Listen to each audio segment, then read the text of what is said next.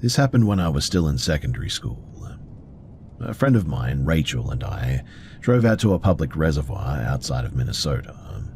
There had been thunderstorms rolling through the region all evening, and we were parked near a designated recreational area, watching lightning hit across the water. We weren't doing anything unusual, just sort of sitting in the car, talking, windows down, you know. But around 10 p.m., a county ranger came through and told us that the area was being closed off. We left without argument, obviously. Neither of us felt like going straight home, though, so I drove us to another pull-off, and I'd been there before with some friends. It wasn't marked as a park, just a gravel area near a bluff overlooking the same body of water. No lighting, no facilities. I'd never had any issue there. As soon as I shut off the engine, Rachel received a call from her boyfriend. He was agitated and said that he had a strong sense that something was wrong, and wanted to confirm where she was and that she was okay. It was a bit weird, but at the time I dismissed it as just controlling behavior. She ended the call quickly. We got out of the car and walked about 10 meters toward the edge of the overlook, sitting on the flat rock. The storm was still pretty distant. There wasn't much wind. The lake below was calm enough that we could hear small waves hitting the shore. After several minutes, though, I noticed a sound that didn't fit with the rest of the environment. At first, it registered as wind moving through trees farther down the shoreline.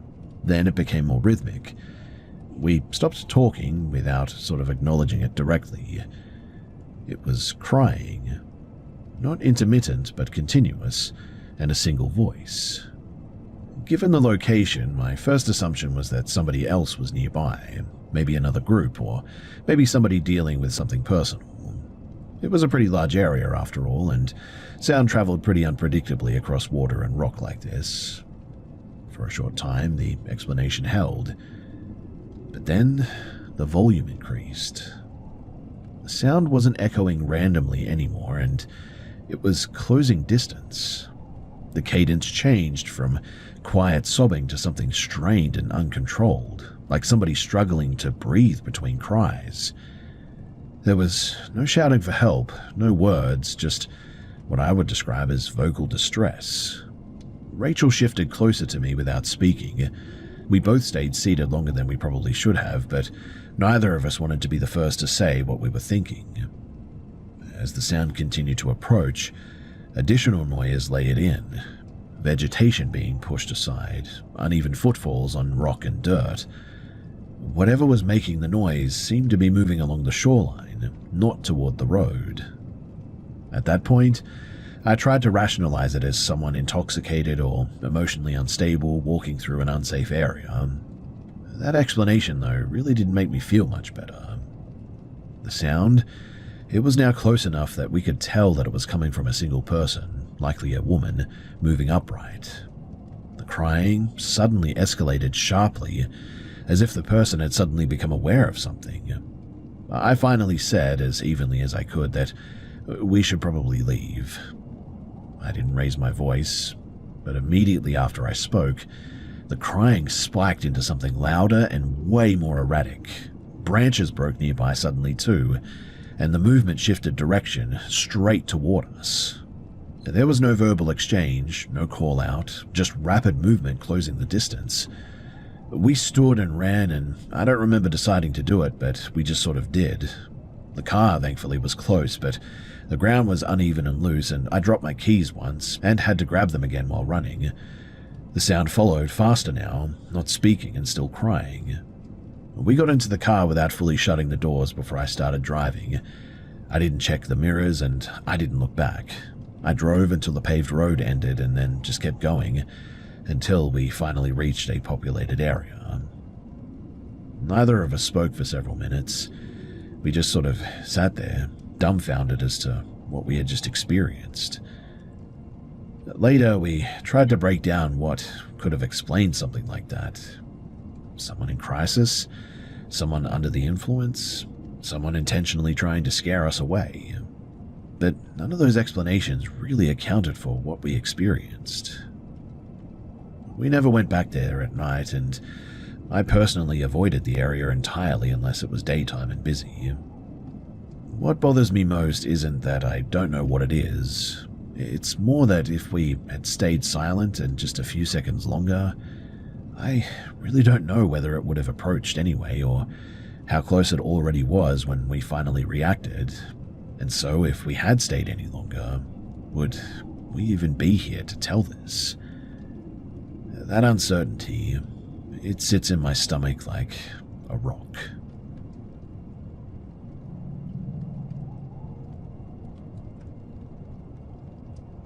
I was staying overnight at my grandmother Elena's house after a severe storm moved through the area one night. The rain was steady, the power failed at around 9 p.m. and mobile coverage dropped in and out.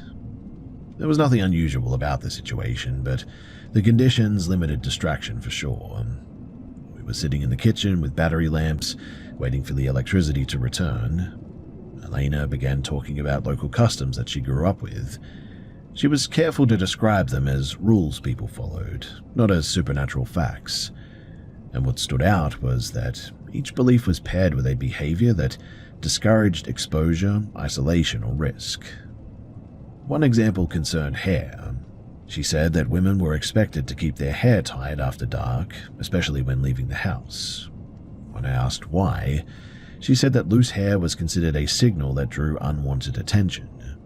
She didn't elaborate any further, but framed it as a method of avoiding notice rather than anything mystical.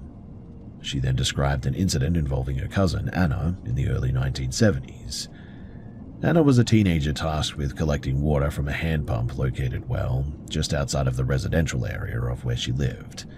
This was before indoor plumbing was even common, and according to Elena, Anna went early in the morning before daylight to avoid queues. On the walk back, Anna became aware of multiple men walking parallel to her path, one on each side, several meters away. They didn't speak or approach her directly. When she reached a roadside shrine near a crossroad, the men stopped. One of them told her that she was fortunate that she was carrying water, implying that it marked her as having a purpose. After that, though, they just left. Elena emphasized that Anna never saw their faces clearly and didn't run. She continued walking at the same pace until she reached the main road. Another belief involved transporting food at night. Elena said that people avoided carrying prepared meals or sweets through wooded or unlit areas. She described this to a practical reason as well. Food invites interaction. She referenced a man returning from a wedding reception decades ago who was approached by a woman on a rural road asking for food. He reportedly placed a portion on the ground without engaging and continued walking. The next morning, though, the food was still there, which was obviously a bit odd, and also suggests that maybe there was ulterior motives. Elena said that it reinforced the advice not to stop or converse when isolated. She also mentioned household practices, like a metal object under the bed was common in older homes, especially in rooms used by children. She said that it was believed to ground anxious thoughts. When I told her that once I found a kitchen knife under my mattress as a kid, placed there by my mother, she said that that was pretty standard in their family. No explanation beyond that. Now, the final account she shared involved avoiding conversation at night with unfamiliar people, particularly near abandoned structures or open land. She cited a story about a man encountering others carrying a coffin on a dirt road and asking who died. The reply he received was "you." Apparently, the man who saw these people carrying the coffin said that their faces all of a sudden started to transform into these ugly-looking creatures. He described them as monsters, and apparently he ran after this and they chased him, but fortunately they didn't catch the guy. Elena took this as a warning tale meant to discourage curiosity and engagement, rather than a literal event, but still, apparently others swore up and down that it was a real event, and that the man refused to go back there afterwards. Now, I don't treat these accounts as evidence of anything beyond what they really are, but still, I found it difficult to ignore how many of the rules aligned with modern safety advice, despite being explained through older language. What was pretty unsettling, though, was that last story, which is why I decided to tell all of this. Obviously, there's a little bit of folklore sort of mixed into all of this, but Still, that last one, it's kind of creepy, right? I should probably add too that Elena, she says that she actually spoke to the guy at one point, and allegedly he swore up and down that what he saw was real, and allegedly took that stance to his grave.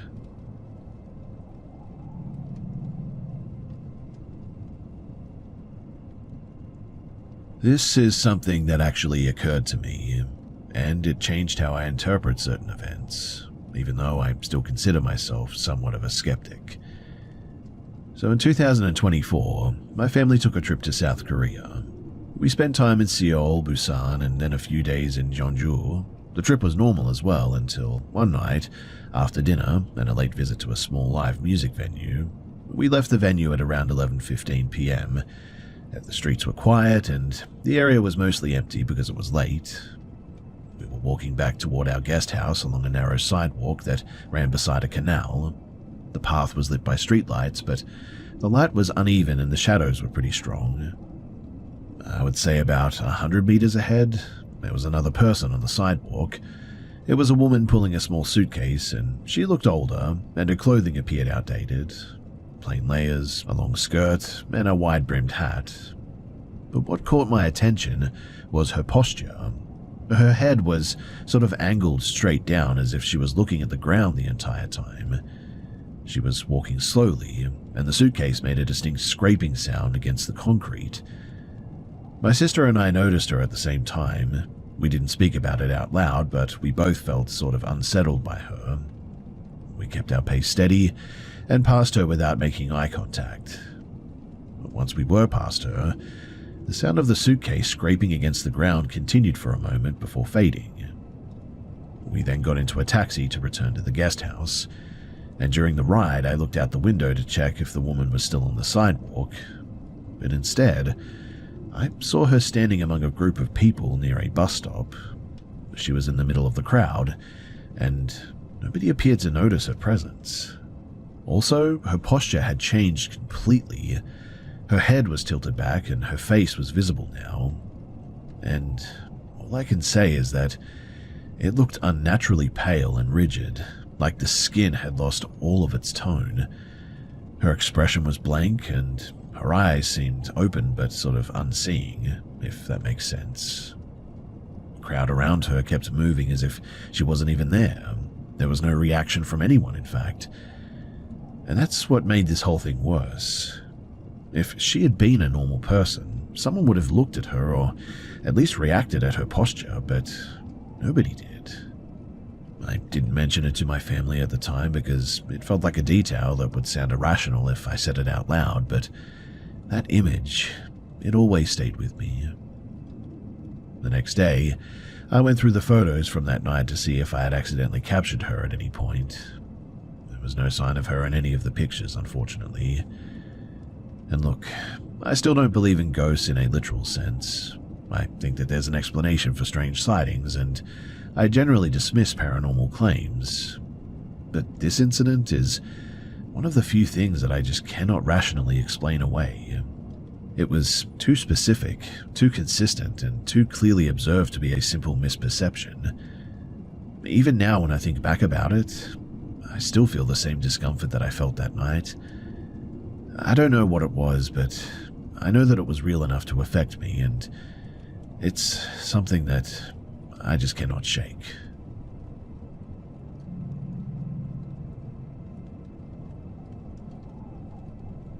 So, I just want to be upfront here and say that the only reason why I'm sharing this is because I want to see if anyone has a rational explanation for this.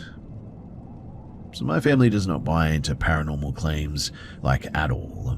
We believe that there's some form of afterlife for sure, but we always look for logical reasons behind strange sounds or movements. In fact, we have a bit of a bad habit of sort of obsessing over the obvious causes first. Anyway, a week ago, something happened that none of us could really explain. It was late afternoon, around 5:30, and my mum and I were alone at our home in rural Texas.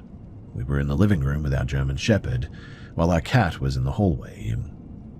The house is a fenced property with a tall gate at the driveway entrance, and when the gate opens, the sound carries through the yard and into the house. Out of nowhere, there was a loud knock at the front door. 3 knocks, very sharp and heavy. We both sort of froze because the sound didn't match the usual pattern of someone entering the property. I mean, the gate was still closed, and there was no engine noise or movement outside that would indicate that someone had come in. Well, we got up to go and check. The dog reacted immediately, very weirdly. Ears down, tail tucked, body tense. This was not normal at all. Even when strangers come by, she usually barks and runs to the door. But this time she backed away, then ran upstairs and hid under my mum's bed, shaking. We went outside and checked the yard, though, and there was no one there. We even checked for footprints, but no disturbed gravel, no signs that anyone had even been at the door. The gate remained shut too, which was really weird. The property is fully enclosed, mind you, and the nearest neighbor is elderly and physically limited. And really, there's just no way that anyone could knock and leave without us seeing or at least hearing them move through the gate. We both heard the knocks too, and we both confirmed it. We didn't imagine it at all. Our dog even heard it. But there was no evidence of a person outside. Well, after that night, I stopped closing my bedroom door, and when it is shut, I hear faint knocking from the other side, and when the door is open, there's nothing. The knocking only ever happens when the door is closed, which is very strange, but the animals have been acting differently as well lately. The cat and the dog hide behind the furniture, growling or hissing at empty spaces, when they're normally calm and friendly. The change in their behavior as well is really significant. The whole family has also reported hearing voices that are not there. My dad said that he heard my mum call him from the kitchen while he was in the shower one day, even though my mother and I were outside. When I'm home alone, I sometimes hear my parents calling my name, but there's never anyone in the house. Honestly, I thought that I might be losing my mind at one point. But then, the knocking happened again today. It was late, around 9:45, and I had just come home from work. 3 hard knocks at the front door, loud enough to make the key ring rattle. At this point, I'm not sure if this is psychological or something else. If it is a person, then what they're doing without entering the property is kind of amazing, to be honest, without leaving evidence and without any logical motive. If it's not a person, then, well, I don't know what to make of this. Like I said, I'm sharing this because, well, I need an explanation or at least some advice. So if anyone has experienced something similar or has a practical way to check what is happening, I would genuinely appreciate it. I don't want to jump to paranormal conclusions, but I also really don't know what else to do at this point.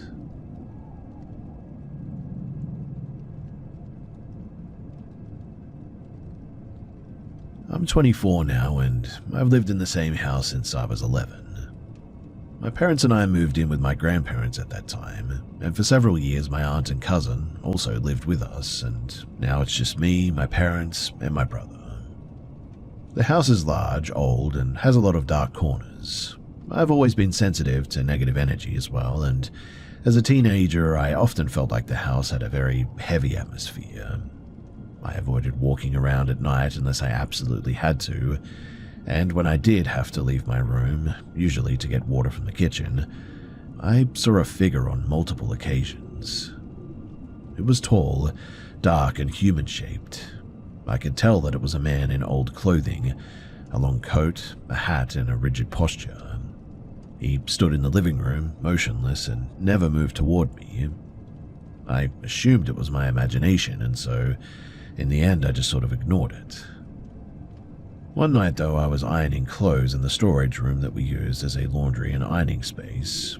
I was watching videos on an old computer, and after finishing, I shut the computer off and the screen went black.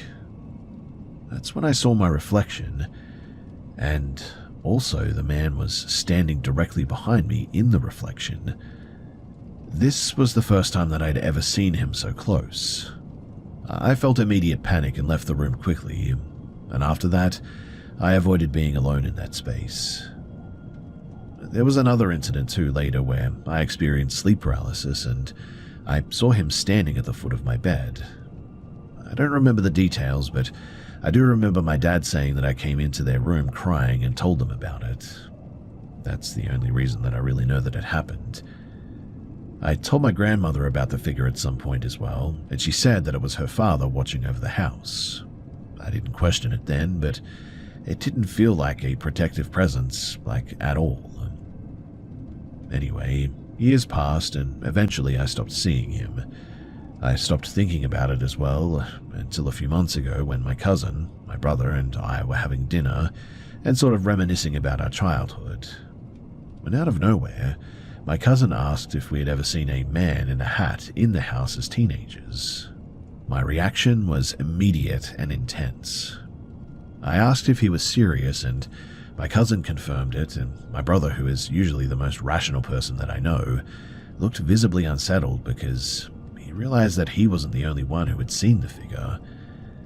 They described seeing the same man in the same way, tall, dark, wearing a hat and a long coat, always standing still. The fact that two other people saw him independently made it impossible to dismiss as just my imagination any longer. We discussed it, and realized the sighting stopped after our grandmother died, and we couldn't explain why. When I brought it up to my father, he said something that changed the context. He told me that my grandmother had been involved in an occult group and performed private rituals in a small room in the house that we were never allowed to enter alone. He believes that she must have summoned something and it left once she died.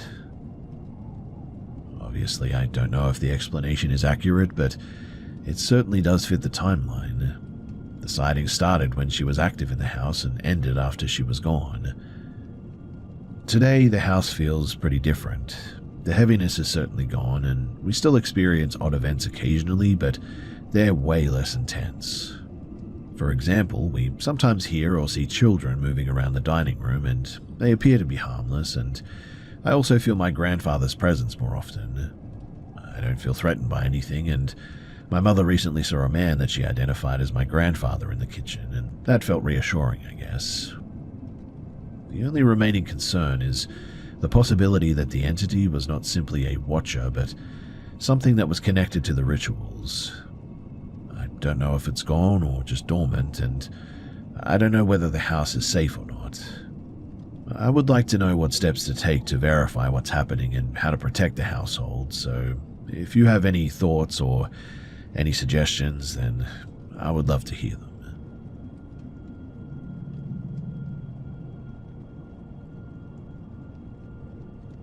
This story comes from my grandmother and has been repeated in my family for decades now.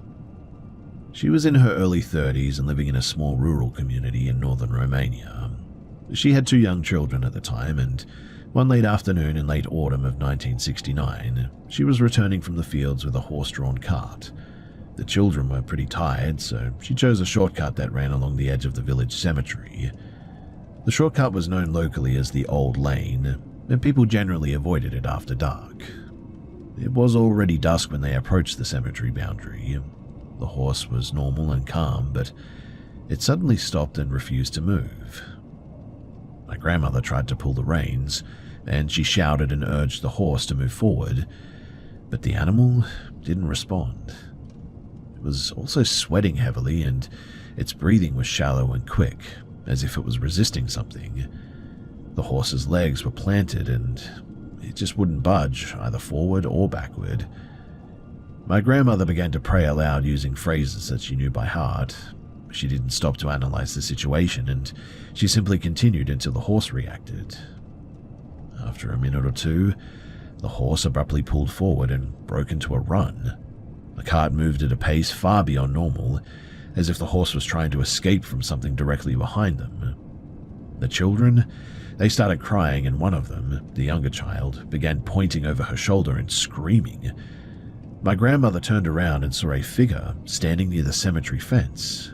He described it as short and bald with an unusual face, and that she couldn't recognize it as human. She didn't see clear features, only a distorted shape that looked wrong and really huge dark black eyes. The figure didn't move forward, but it also didn't retreat. The cart didn't stop until they reached their home, and once inside, my grandmother immediately shut and locked the door. She did not speak about the event in a sensational way at any point, and she treated it as a fact and avoided that path after dark from then on. The account has remained consistent within our family, and no one has been able to provide a logical explanation for what she saw. The main elements that stand out are obviously the horse freezing in place, the sudden burst of speed, and the figure that appeared without moving or showing clear human features. I can assure you as well that the story has been passed down for years and no one has added any details or changed the timeline whatsoever, and so it remains the same today as it was told decades ago.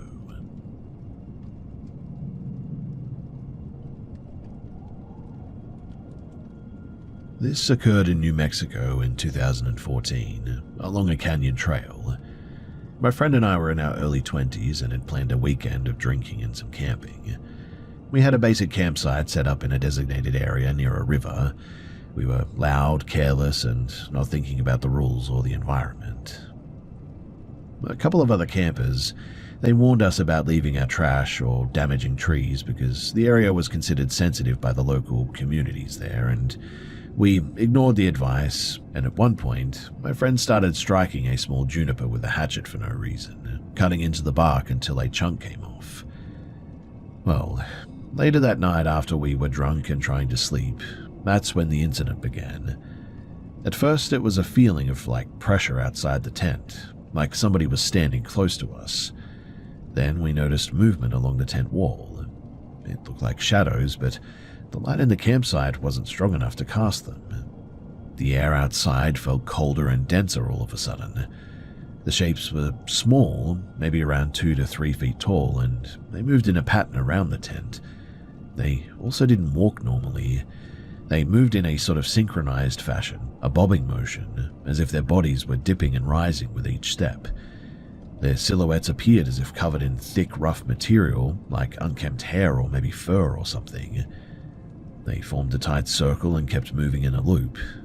The sound of their movement was heavy and deliberate.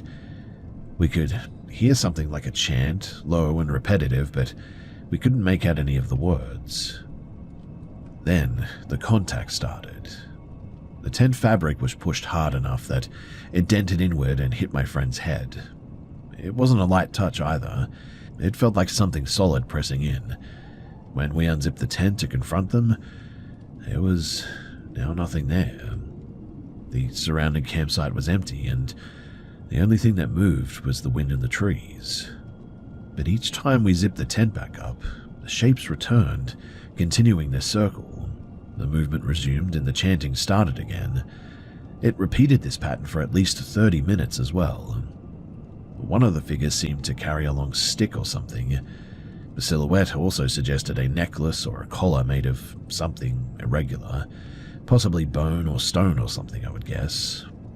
And the overall impression that I got was of an intentional ritual rather than random movement.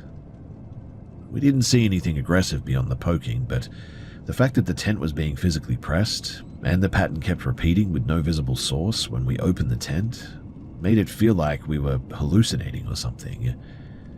In the morning, after no sleep whatsoever, we packed up and we left immediately. We didn't speak much during the drive home, and we never did return to that area after that. Now, I've read about little people in various Native American traditions, including some that describe guardians of canyon areas, but I don't know if that's what we actually saw or if that fits these stories or whatever, but I only know that we were both awake, both saw the same thing, and we both experienced the same physical interaction. Personally, I'm still trying to understand what any of this was. And every time that I think about it, I get this unsettling feeling in my stomach.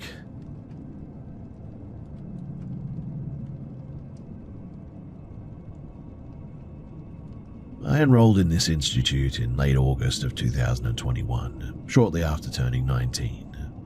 It was a regional technical college located outside of a mid-sized town. I chose it deliberately because it was far enough from my family home to feel separate, but close enough that I could return within like half a day if something ever went wrong. The surrounding area was mostly agricultural land, dairy farms, storage sheds, and long roads without foot traffic. The campus itself was small and internally focused, with most student life contained in one residential complex and a handful of shared facilities. The residence hall that I was assigned to housed students from the creative and performance programs. The building had 4 levels, separated by program and gender, with a shared laundry and storage area below ground level. It was the type of place where everyone sort of became passingly familiar with each other within a few weeks, even if you never really spoke. You learned routines quickly, who practiced late, who smoked outside after midnight, who always studied in the common room, things like this. Within the first month, I became aware of 2 male students who were often together. They were brothers, close in age, and both enrolled in media studies. They were not particularly noticeable at first, but what made them stand out over time was not their behavior towards me, but the way that other students spoke about one of them when he wasn't present. His name was Lucas. I heard about Lucas indirectly through classmates in my course. One evening, while working on a group assignment, someone mentioned that several students had already filed complaints about him. Later, a student that I shared a kitchen with explained that a group of women from the drama program had collectively submitted written statements to the administration. The statements described repeated unsolicited messages, unexpected appearances at rehearsals and off-campus events, and a pattern of, persistent contact that continued after requests to stop. According to her, the administration acknowledged receipt of the document and then did nothing observable. At the time, this information felt pretty distant to me. Lucas had never spoken to me directly, and I didn't receive messages from him ever. I had never even noticed him watching me at all. Given that, I sort of categorized him as a known risk to others, but not an immediate concern for myself. That judgment, though, would later feel very careless, though not obviously wrong at that time. Now, one contextual detail matters here a lot. Many students at the institute, they were international and private transportation was pretty uncommon. Public transit in the area was limited too, and the rides were typically coordinated in advance. Lucas and his brother, they didn't own a vehicle, and this was confirmed due to a mandatory residence meeting at the beginning of term, where students introduced themselves and discussed shared resources. I remember this because several people joked about how isolated the campus was without a car. At the end of term, I returned to my family home for the summer break, and I stayed there for several weeks. During this time, the campus and everyone associated with it sort of faded from relevance. I resumed old routines, and I reconnected with some friends that I hadn't seen regularly since enrolling.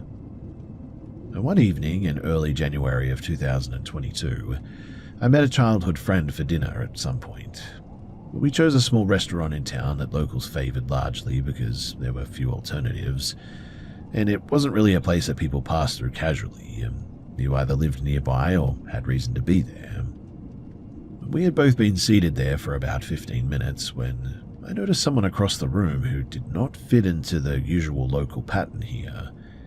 It took longer than it should have to register why he seemed out of place, but when I realized who it was, the recognition came with a delay rather than a shock.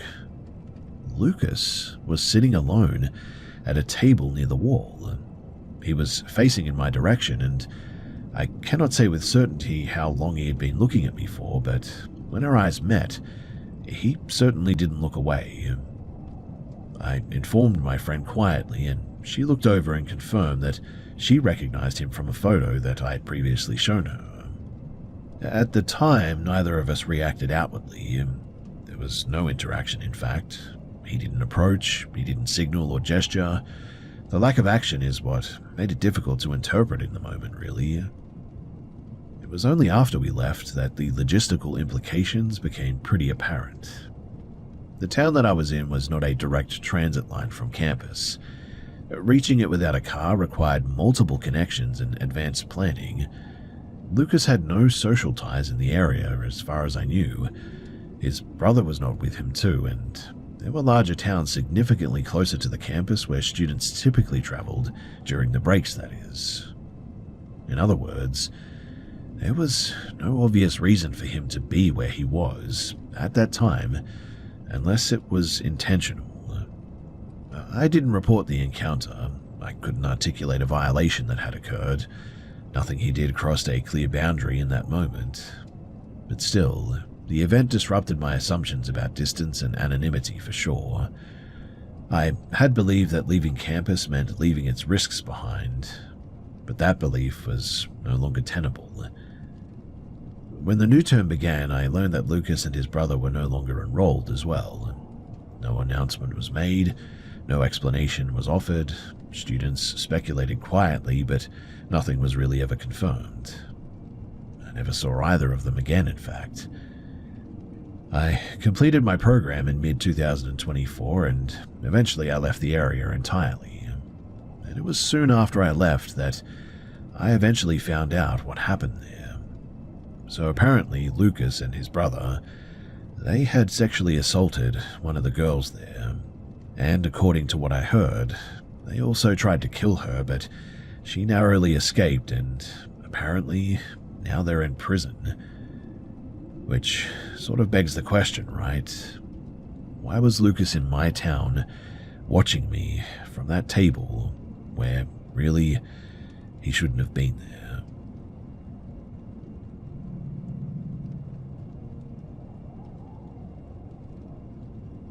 In early November of 2023, I traveled to Denver, Colorado with my partner to mark my 26th birthday. The trip was intentionally low effort. We avoided nightlife, limited alcohol, and planned to return within 48 hours. The only part of the trip that went poorly was the return itself. On the morning of our flight home, I felt pretty unwell. It wasn't severe, but it was enough to be disruptive, and after arriving at the airport, I became nauseated and had to step into a restroom before security. I took an over-the-counter motion sickness pill that I had packed, and I had used the same medication before without issue, but it reliably caused drowsiness. By the time that we reached our gate, the medication had taken effect, and I sat in one of the standard terminal chairs, upright but leaning forward with my arms wrapped around my backpack. My partner was seated slightly behind and to my right.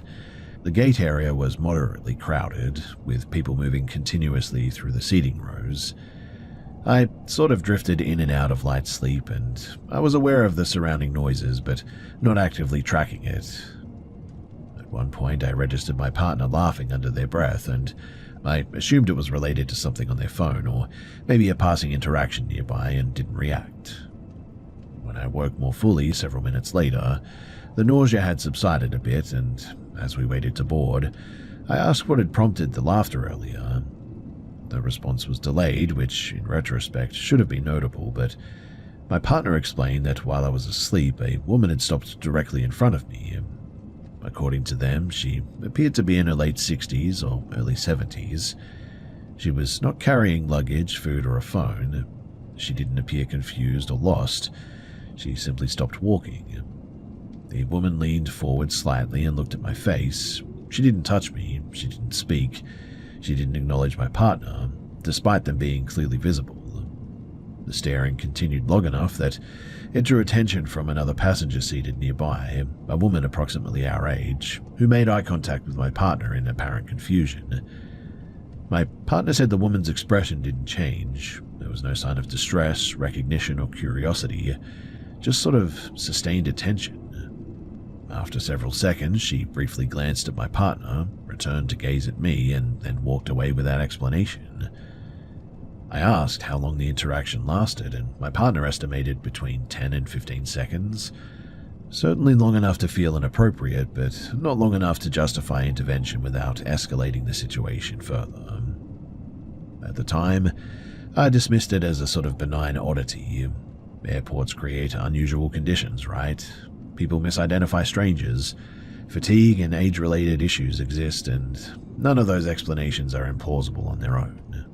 What bothered me later, though, was the specificity of the interaction. The woman didn't scan the area. She didn't even hesitate. She stopped directly in front of me, oriented herself deliberately, and maintained focus despite social cues that would normally interrupt such behavior. She also chose not to engage verbally, which would have immediately clarified her intent. Obviously, I never saw her again, and she didn't approach anyone else. In fact, there was no follow-up interaction. Nothing really happened after that, and our flight boarded normally. We returned home, and life continued without incident. But still, the encounter altered how I felt about public spaces for good. I had been asleep and visibly impaired and unaware of my surroundings, and the fact that someone noticed and acted on that awareness, even briefly, was pretty difficult to ignore. The other thing that I should probably mention here is that my partner said that, as they were watching this woman, they took notice of the fact that they seemed to have something in their hand. Now, they refused to speculate at first because they didn't want to freak me out or anything, but they did say eventually that what they thought that they saw was like maybe a sharp pen or something to that effect. I have since been more careful about sleeping in public spaces, not because I believe that that specific woman posed real danger, but because the situation demonstrated just how easily attention can be directed at someone who is temporarily unable to respond. That realization, it hasn't resolved into fear, but it also hasn't faded either, and it has made me much, much more cautious.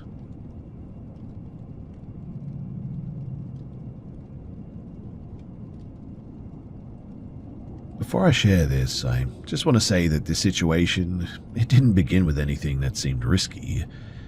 I think that's the part of what made it so difficult to respond to once it did escalate. There was just no single moment where it clearly crossed a line. Instead, it unfolded in sort of fragments that only formed a pattern much later. So in mid-2022, I managed a public-facing account on a social platform focused on short written reflections. The account was intentionally impersonal, and I never showed my face, disclosed my location, or discussed my private life at all. The audience was pretty broad, and engagement was usually limited to brief comments or just some questions. I treated it as a sort of one-way channel rather than a social space. Around that time, though, a man reached out through direct messages. He appeared to be in his late 30s or early 40s based on what he shared. The exchange was brief and superficial, but within a few days his messages began to feel intrusive in tone and assumption. I ended the conversation clearly and without ambiguity, stating that I was not interested in further contact. I blocked him immediately afterward. That should have been the end of it as well, but it wasn't. Within weeks, anonymous messages began arriving through third-party tools that allow unverified submissions. At first, the content was vague, critical but non-specific. Over time, though, the messages became hostile. Some included insults directed at me and my family. Others implied inevitability or future confrontation without stating anything explicit. Several messages were framed in sort of religious language, accusing me of deception or moral corruption. I didn't respond to any of them. Shortly after that, new accounts began appearing as well. They followed my page, viewed content, and then disappeared. The accounts had no history, no personal identifiers, and no consistent naming pattern. Some used religious terminology, and one used a variation of my own name in another language. Blocking them had no effect, though. New accounts would appear within days. During this period, I started receiving security alerts from my email and social platforms as well, indicating login attempts. Password reset requests appeared that I had not initiated, and at the same time the anonymous messages shifted in tone, referencing personal details that I had never shared publicly. Some claims were demonstrably false, such as assertions that the sender had spoken to members of my family or community leaders about me. The intent appeared to be intimidation rather than accuracy, but the behavior expanded outward from there. Friends of mine began receiving unsolicited messages from unfamiliar accounts. The messages alternated between insults and attempts to discredit me, sometimes framed as concern from a neutral observer. The writer style was consistent across accounts. The timing aligned with periods when I would block or report activity on my own page. And for several months, this remained confined to online spaces. But then it changed. In early 2023, I encountered the same man in person at a location that I attended regularly. It was not a place connected to my online activity, and the first time I assumed that it was coincidence. The second time, his attention was unmistakable. He watched me continuously without approaching. I left early and went to a nearby cafe to put some distance between us. He entered shortly afterward and sat where he could see me clearly. I noticed him holding his phone in my direction, and later that evening, images taken from that location were sent to me through an anonymous account. When I didn't respond, a short message followed expressing hostility. That was the moment when the separation between online harassment and physical presence disappeared. I contacted the local authorities that same day. They documented the incident and ensured that I would leave safely. The man, he didn't remain in the area after that. However, without definitive identification or direct threats, the scope of the intervention was pretty limited. Afterward, the activity receded, but it never did stop. There were periods of silence followed by renewed waves of anonymous messages and new accounts. The content shifted repeatedly as well. Religious condemnation, character attacks, claims of social consequences. At one point, messages referenced the city where I was born and linked to an old inactive account that I had not accessed in years. I compiled evidence and submitted it repeatedly. Platforms removed accounts but could not prevent replacements. Authorities eventually informed me that without clearer attribution, the case really couldn't proceed any further. At present, thankfully, there has been a stretch of relative quiet. Based on past experience, I don't interpret this as resolution by any means, but there was never a confrontation, explanation, or demand that could be negotiated or even refused. The entire situation stemmed from really what was a single brief rejection and continued without input from me. What remains unsettling, though, is not the content of any one message, but the persistence across time and methods. This guy has chosen to maintain attention long after contact was severed, and they've adapted their approach when barriers were introduced. Like I said, there's no clear conclusion at this point, only an ongoing awareness that disengagement, it hasn't ended this other person's involvement. And really, at this point, I don't know what to do.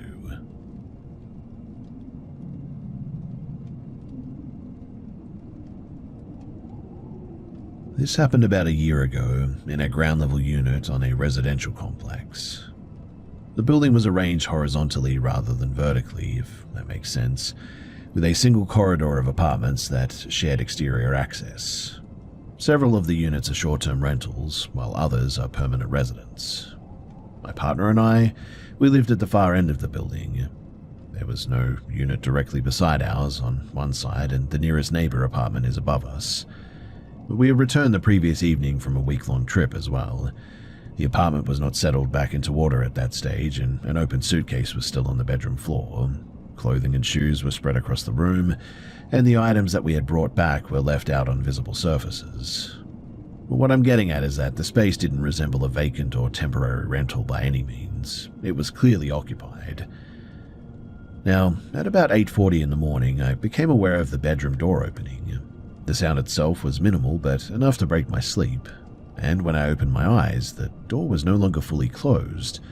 It was open just enough to create a narrow gap, and from that gap, I saw part of a face, specifically one eye, looking directly into the room. The halfway light had been switched on, which is why the figure was visible, and I didn't hear footsteps or breathing. I couldn't determine the person's gender or age or anything. I didn't move. At first, I assumed I was misinterpreting what I was seeing due to fatigue. The night before had been exhausting, and I had slept very poorly. I continued looking at the doorway, expecting the figure to resolve into something explainable, but it never did. The person remained still for a period that I later estimated to be between 15 and 20 seconds. Eventually, the eye withdrew. The door was pulled closed from the outside. There was no sound indicating urgency or surprise. The movement was controlled and deliberate. Only after the door closed did I return to check whether my partner had gotten up. They were still in bed beside me asleep. At that point, I noticed that the bedroom light had not been turned on, confirming that the hallway light had been activated intentionally by whoever entered. I was unclothed at the time, and that realization came after the immediate confusion subsided. The physical vulnerability of the situation was more disturbing than the intrusion itself, really. There had been no attempt to hide the act of looking, is what I'm getting at. The person had not retreated quickly, as someone might if they had entered by mistake. Once fully awake, we checked the apartment. Nothing appeared to be missing or disturbed beyond what had already been unpacked. The front door was unlocked, and I had not secured it the night before, a decision influenced by exhaustion and familiarity with the building.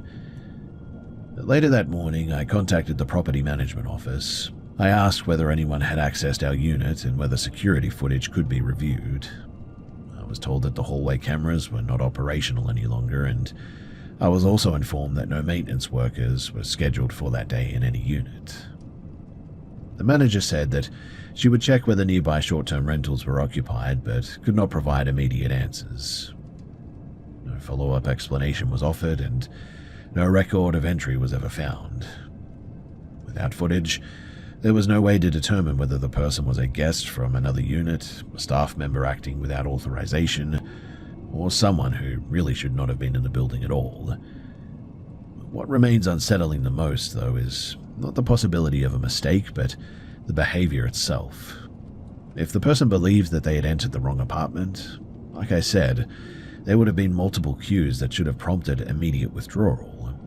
Instead, they chose to observe and then leave quietly without acknowledgement. I have since taken additional precautions. The door is locked consistently from now on. We requested written clarification from management regarding access protocols, though no substantive changes have been communicated. There have been no repeat incidences, which I'm thankful for, but really that means that there's no conclusion here. I really hate the thought of somebody coming in and peering at me while I'm completely butt naked, but still, I'm just glad that it didn't turn into something more than that. And honestly, that's probably because my partner was by my side.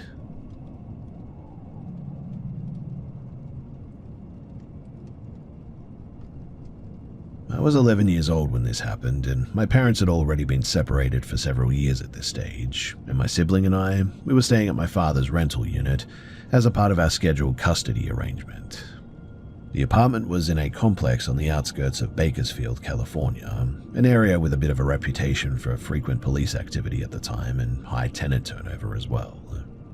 The unit itself, it was pretty small and minimally furnished. There were 2 bedrooms, each with an attached bathroom, and also a living area that opened onto a narrow patio through a sliding glass door. The apartment was on the ground floor, with direct access to a shared outdoor space bordered by trees and overgrowth. When we stayed there, my younger brother and I shared one bedroom. Now, sometime after midnight, we were woken by repeated impacts against the front door.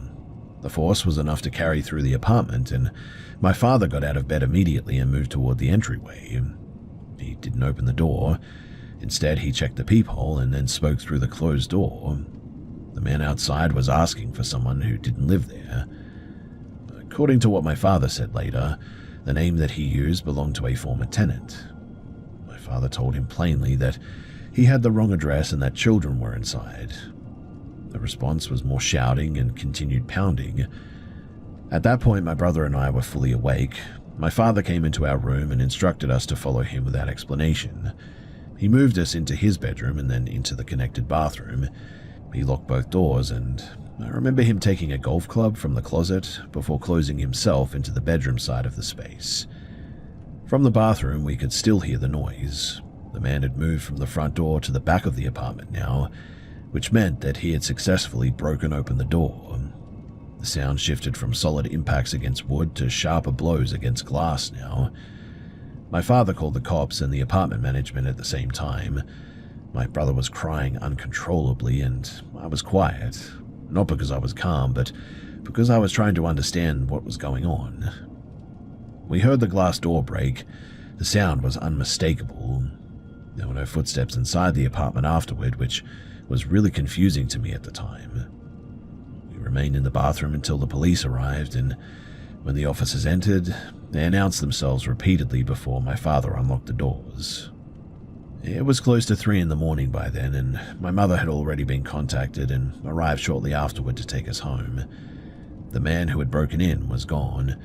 The living room floor and the patio were streaked with blood everywhere, though. That is an image that I will never forget.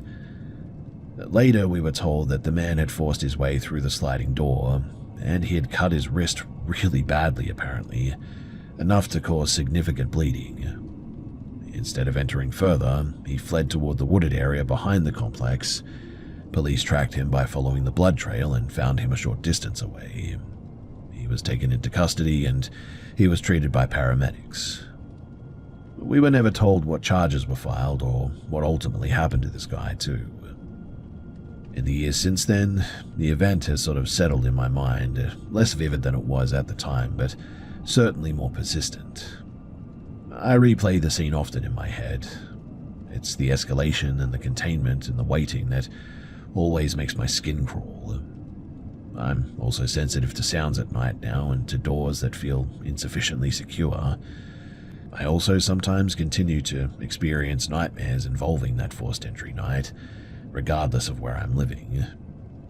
These symptoms overlap with broader anxiety issues that I have, for which I am now receiving treatment for. But what makes the incident difficult to contextualize is just how narrowly it avoided becoming something way worse. The man was not targeting us specifically. He was not acting with a clear plan, in fact.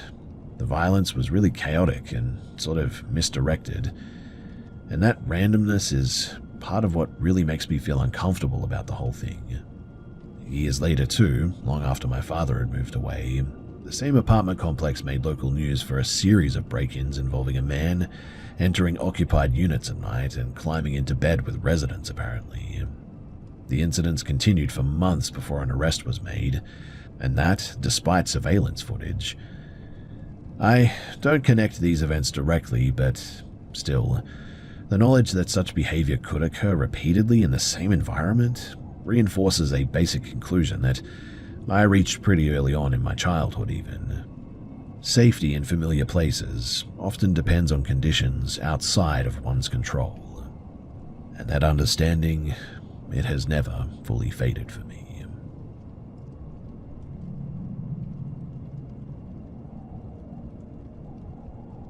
The decision that set this into motion was practical, not impulsive. Severe weather had slowed everything down for days, and I needed to make sure that my car was usable before an interview scheduled for the next morning. I treated it as a task to complete, and certainly not an outing. A multi-day snowstorm had left most residential streets partially cleared and parking lots unevenly plowed. I spent several hours clearing snow and ice from around my car, started it, and let it idle when I finished getting ready. Once it was running reliably, I decided to take care of an errand that I would otherwise have to do the next day. The store that I drove to was roughly 20 miles away, a large pharmacy just off a state highway. The trip took about 40 minutes due to road conditions. When I arrived, I noticed an older woman standing near the entrance, positioned just outside of the automatic doors. She wasn't holding bags or a phone. She was facing outward, not toward the store interior. As I approached on foot, she watched me without speaking. I didn't stop, and I entered and completed my purchases and exited less than 10 minutes later. When I came back outside, She was no longer at the entrance, and I assumed that she must have gone inside or maybe left. I unlocked my car, sat down and closed the door, and almost immediately there was a knock on the driver's side window. The woman was standing close enough that I had to lean back to see her face clearly. The timing suggested too that she had been waiting nearby rather than passing through. I lowered the window completely, which I would not do again in a similar situation. She asked where the nearest grocery store was. I pointed behind her to a small market in the same plaza. She shook her head and said that she meant the other one. I named another store across the road, and again she said no.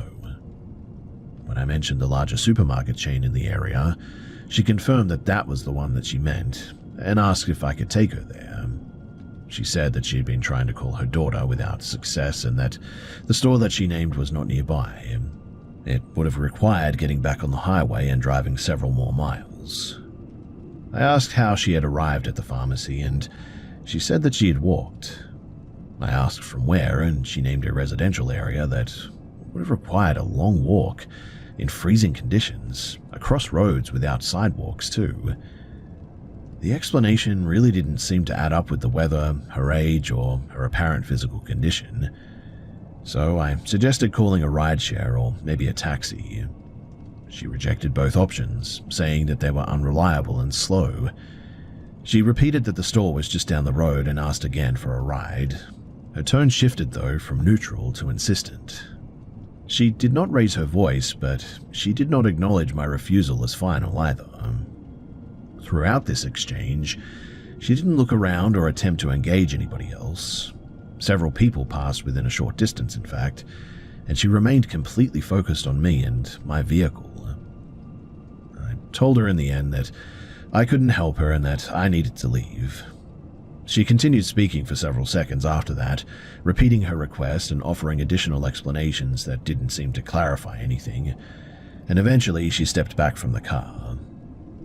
Now, as I began to pull out, I saw her move toward the edge of the lot. She didn't approach another person, but in my side mirror, I noticed her stop and reach into the front of her coat, partially opening it. She removed an object briefly, long enough to adjust it, and then concealed it again. And it appeared to be a small knife, held low and close to her body. There was no brandishing or overt threat by any means, but that action seemed deliberate and not performative. I drove away immediately. As I exited the lot, I checked the mirrors and saw her standing still facing the direction that my car had gone. Nothing followed, and thankfully I wasn't contacted again. I have been thinking about this over the past few days as well, and I can list some alternative explanations for her behavior, including confusion or unrelated intent, I guess, but none of those explanations account for the sequence as a whole.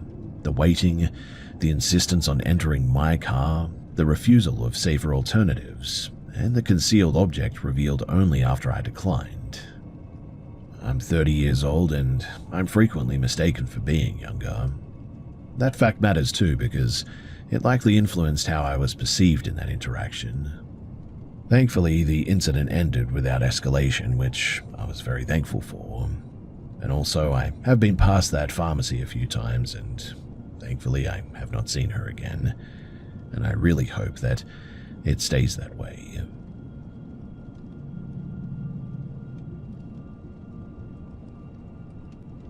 By my third year of university, I had developed a routine that left little room for novelty.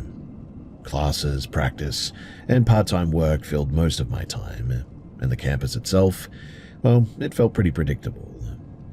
That familiarity is what made the incident stand out later too, I guess. It occurred in a place that I thought that I understood. This took place in October of 2010 while I was enrolled at a public college in eastern Kentucky. The campus itself sits on uneven terrain with older academic buildings clustered at the higher elevations. I grew up less than 2 hours away and visited home regularly, so the school never really felt remote or isolating. A student organization had arranged an after-hours historical walk through one of the oldest buildings on the campus at some point. The event was marked as an investigation, but in practice, it was a supervised nighttime walkthrough, emphasizing the building's age and history. Several of us from the athletics program, we decided to attend together. For accountability, participants were told to move in pairs. Now, the building that we entered was a former administrative hall near the top of the campus. It had thick interior doors, narrow stairwells, and minimal exterior light. To create a controlled environment, interior lights were turned off and most doors were closed. The intention was to reduce background noise and distraction, not to create fear, but the result certainly was an unfamiliar layout in near total darkness. My partner and I, we stayed close behind the rest of the group as we moved toward the upper floor. We were careful to remain physically connected because visibility was pretty limited, and at some point during the transition between the stairwells and the hallways, the distance between us and the others really increased. What I mean is that there was no clear moment where the separation really occurred, only the realization that we could no longer hear the rest of the group. We stopped though when we heard voices further down the hall, assuming that we had taken a wrong turn. Rather than calling out, we decided to retrace our steps quietly to avoid disrupting the event. At the end of the corridor was a heavy wooden door with a narrow glass panel. It was already partially open, and as we approached, the door moved abruptly. It swung shut with enough force to echo down the hallway and continued to vibrate in its frame. The sound was sharp and really unexpected. I mean, who would do that? Given the building's age, the lack of interior lighting, and the absence of visible airflow, the movement felt weirdly unaccounted for in that moment. Of course, unless somebody, slammed it, which would be really weird. We sort of froze at this moment. I didn't interpret the event as intentional or directed, but the timing was difficult to ignore. After 7 seconds, the movement stopped. I tested the handle and the door opened without any resistance. We passed through and found the rest of our group nearby. No one else reported hearing the door, which was really weird. They had assumed that we were still behind them. The discrepancy added to the confusion, obviously, but the group continued without further incident. Later that night, though, while walking downhill toward another part of campus, I lost my footing at some stage. There was no obstacle that I could immediately identify, no visible branch or uneven pavement or anything, but the ground was sloped and poorly lit, so I'm pretty sure that was it. In any case, I sort of fell forward and felt immediate pain in my right ankle. I had injured the same ankle years earlier, and the sensation was familiar to me. I could no longer put weight on it. One teammate assisted me while the others walked ahead to get some help, and I was eventually taken back to my residence hall. Medical imaging the next day confirmed that I had a fracture consistent with re-injury rather than a new trauma. Now, in the years since then, I have reconsidered the sequence of events with more distance, and the building's door was old and heavy, likely affected by pressure differences caused by multiple doors opening and closing elsewhere. The fall, well, that occurred on uneven terrain in low visibility after several hours of physical activity, so yeah, that's not really that weird. But the part that still really gets me is how hard that door was slammed, and also the fact that really nobody else was there. It was just me and my partner. And so, who slammed the door, and how did they slam it so hard that it literally was vibrating within the frame? I still cannot understand that or even come up with an explanation. In fact, we went back there at some point when really nobody else was around, and we slammed the door as hard as we could, trying to emulate what had happened that night. And no matter how hard we slammed that door, we could not get it to do what it had done that night. Whoever or whatever had slammed that door must have done so with so much force that I don't know how that is even humanly possible.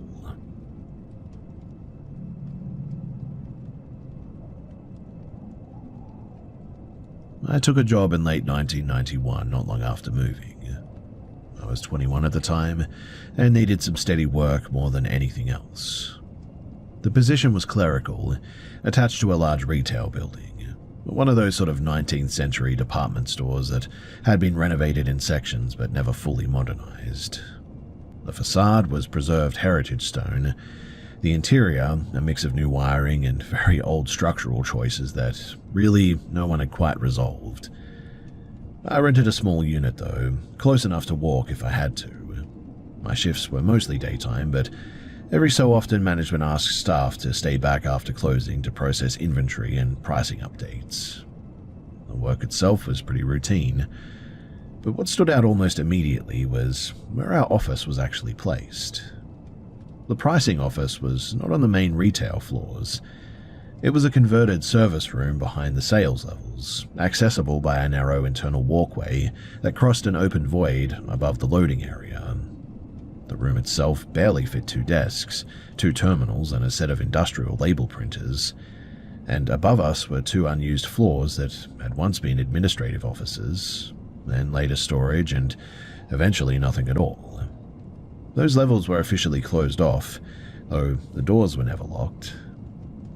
In any case, I shared the space with a woman named Karen, a few years older than me, who had worked there long enough to treat the building as an inconvenience rather than a curiosity. During my first week, I noticed small irregularities, sounds mostly, footsteps overheard during times when the upper levels were empty, or should have been at least, the noise of chairs scraping, faint and distant, though there were no chairs left upstairs as far as I knew. Once or twice, the scent of tobacco drifted through the office, despite a strict no-smoking policy, and also some modern ventilation, which should have made that impossible. And so, at first, I just assumed that the building simply carried sound poorly. I mean, old structures often do, right? Karen heard the same things as well, but dismissed them as the place settling, even though it was the middle of summer and nothing was changing structurally. The first visual incident, though, that happened midweek. So I was standing at the printers when I noticed someone at the far end of the corridor outside of our office. The person appeared to be male, wearing dark work clothes, standing still. I turned fully to look, expecting to see a contractor or maintenance worker or something. But when I did, the corridor was now empty. There was nowhere, though, for someone to step into unnoticed. The hallway terminated at a locked fire door. I checked anyway, but there was no one there. Similar sightings followed over the next few weeks, too, always peripheral and always brief. I stopped reacting to them outwardly, but began keeping mental track of when and where they occurred. Unfortunately, though, no clear pattern emerged. The escalation, though, came during an overtime shift in early December. The store was closed and the weather was poor, and only a handful of staff remained in the building. Karen had already left and I was alone in the pricing office, aware of the rain hitting the upper windows and very little else. After about an hour, I heard movement above me that was more sustained than before, and louder than usual. Not footsteps, but something closer to general activity, I guess, like drawers opening or papers being moved.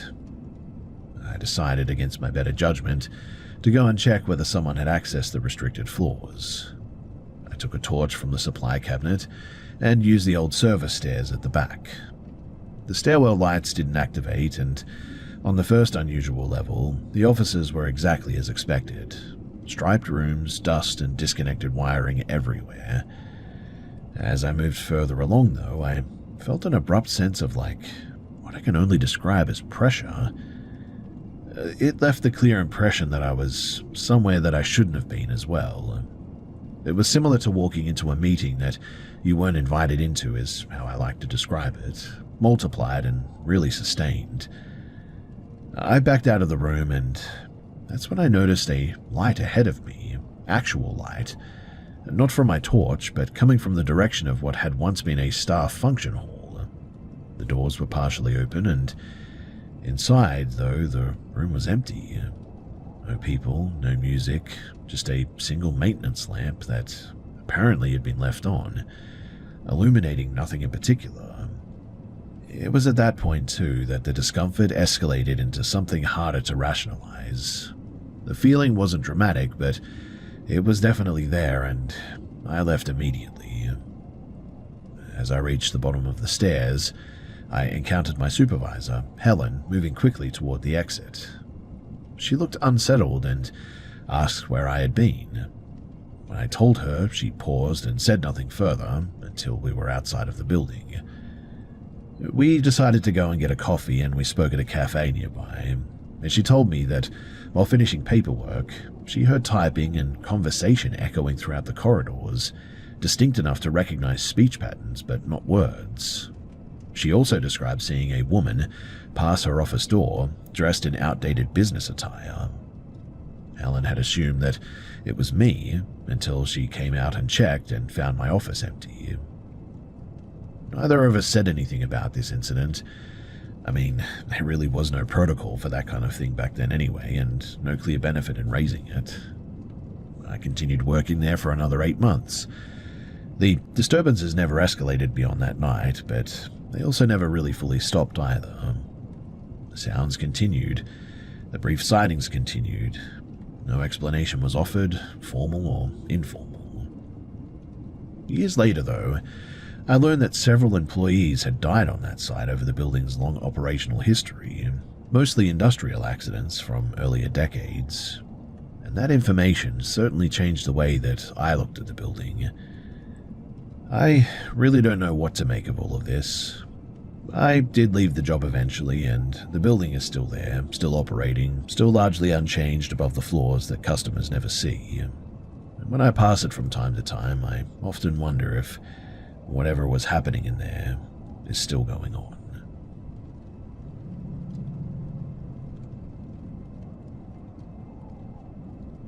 I didn't grow up thinking that there was anything unusual about my mother. For most of my childhood and early adulthood, she was simply the parent who noticed details early and spoke bluntly about outcomes that other people preferred to avoid. It's only in hindsight, after a series of specific incidents, that her behaviors began to register as something that I could not easily categorize. This account refers to events spanning roughly from 2014 to 2023, primarily in the outskirts of Leeds, England, where my family lived, after emigrating from the Midlands. My mother, Mary Ann, worked intermittently in clerical and care roles. She was not religious in a conventional sense, and she didn't affiliate with any organized belief system.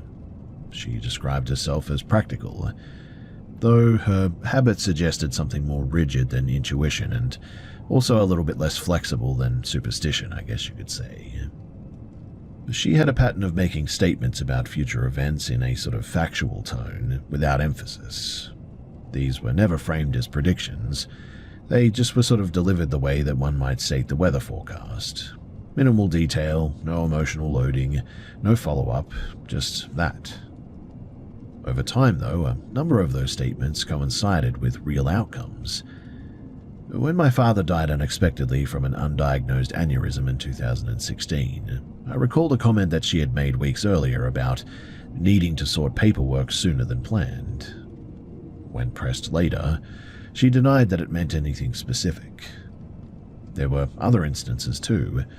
She anticipated her own legal trouble related to an employment dispute months before it occurred, instructing us to keep documents organized. She also gave oddly precise guidance to my siblings about relocations and job losses that later materialized, though never in a way that could be easily documented or challenged. Physically, there was nothing remarkable about her.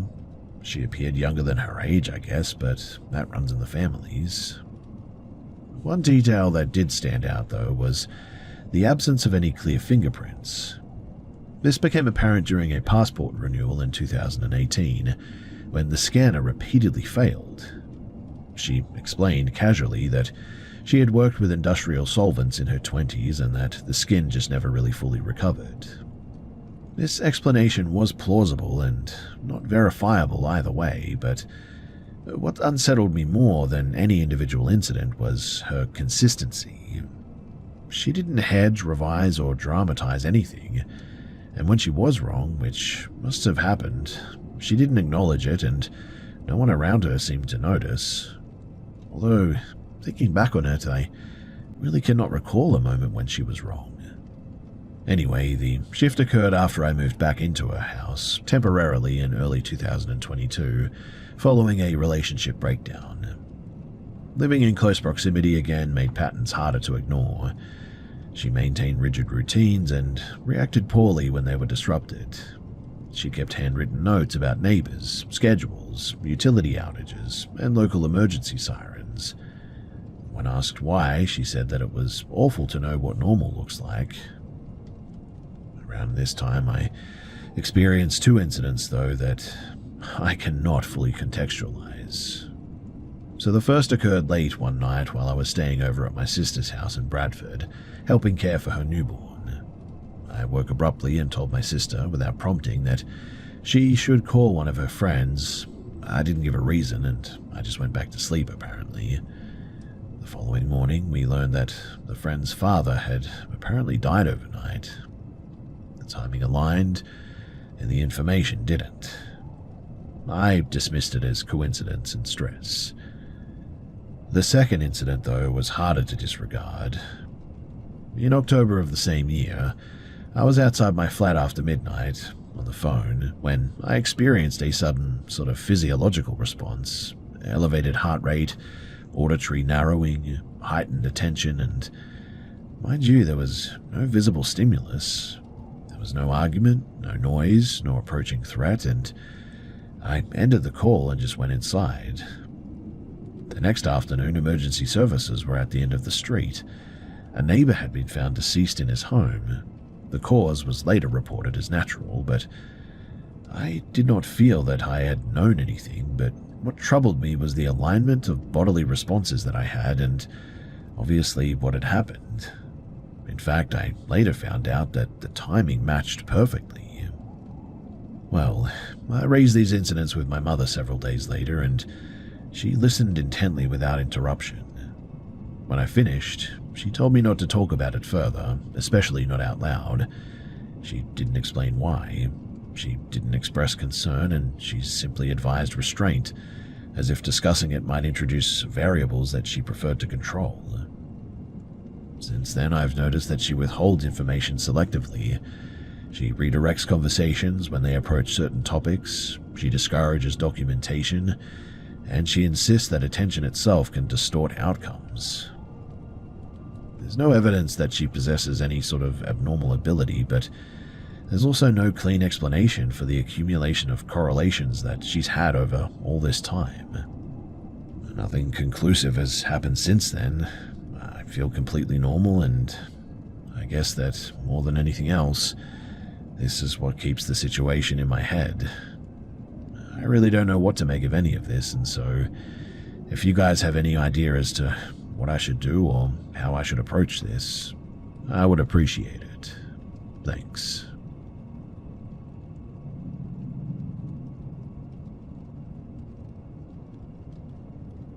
I live in Iowa, and I also live in a ground floor apartment in a complex built around a shared pedestrian corridor, with exterior stairwells, mail units, and parking bays.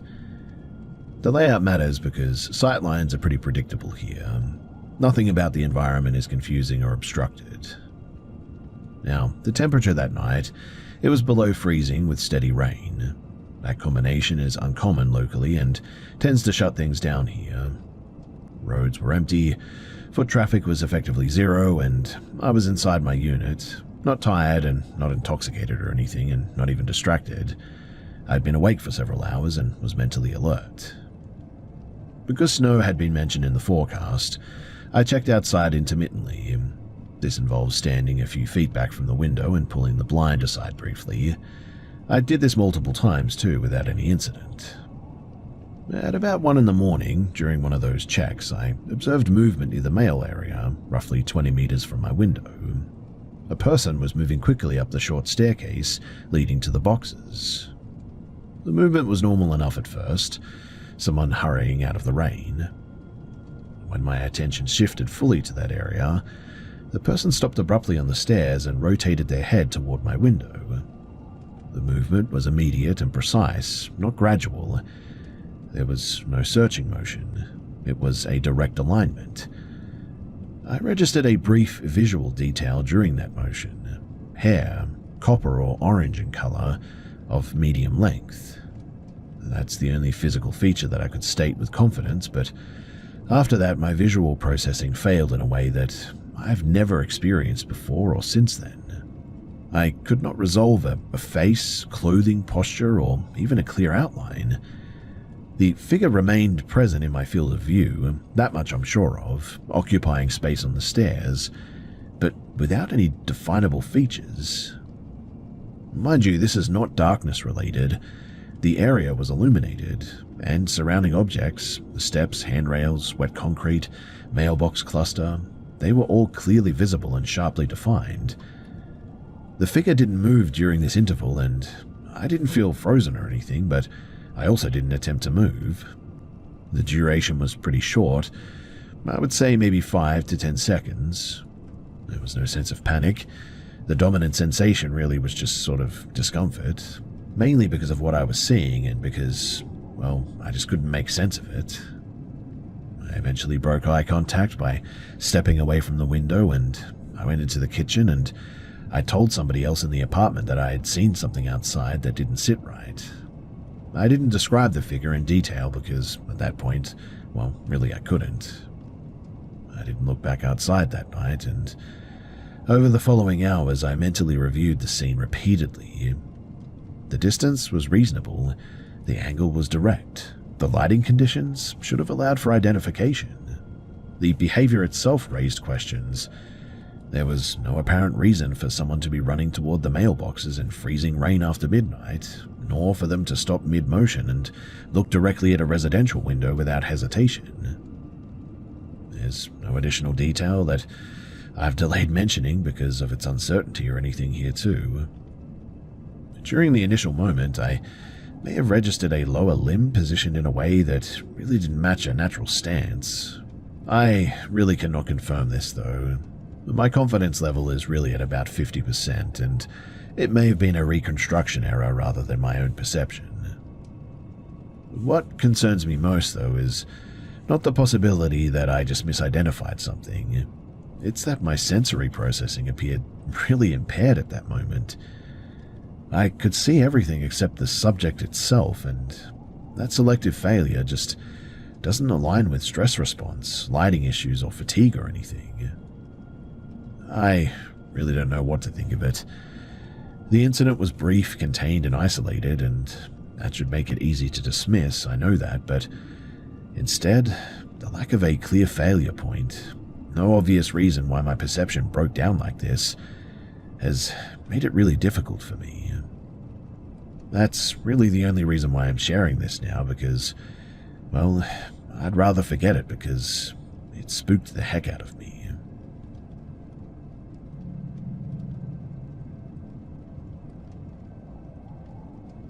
I, a 29-year-old female, used to do some street performing when I was low on money, and at the time of this story, I was 25. I had recently lost a lot of weight and needed to save some money for skin removal surgery. This was due in addition to buying all new clothing and seeing a chiropractor because of the changes in my gait affecting my spine. Pro tip, by the way, is that losing weight is really expensive. I don't know why nobody warned you about that, but yeah, that was my experience anyway. So, this was a Friday night and I was in a college town near the state university with a lot of bars and restaurants around. Because all of my clothes hung off of my body like a tablecloth, I was wearing a decorative scarf tied into a dress, and it was a little on the revealing side, but it certainly didn't look as sloppy as the rest of my clothing. If you don't wear decent clothing and makeup and such when you street perform, people assume that you're homeless and can be really terrible towards you. This is relevant to this story. So, I was tuning up my guitar, sitting in a camping chair outside of a couple of bars, and at around 8:30 p.m. this beige SUV pulls up and parks in front of me. The guy driving it hopped out and approached me. "Hey, do you want something to eat?" "Oh, no thanks, I'm okay, but thank you." "Okay." And he got back into his car, but instead of driving away, he just sat there staring at me. I thought it was a little bit strange at the time, but I was focused on getting warmed up, so I didn't initially worry about it too much. I was only planning on staying out until about midnight anyway, so I wanted to maximize my time. It was the end of the dinner time, beginning of the bar time rush, so it took me a little while to realize that the beige SUV was still there, and the guy was still sitting in the driver's seat, staring at me. I'm pretty sure he didn't even pay the parking meter in the end. Anyway, at about 9:30, he hops out again. "Hey, are you hungry yet?" "No, I'm okay.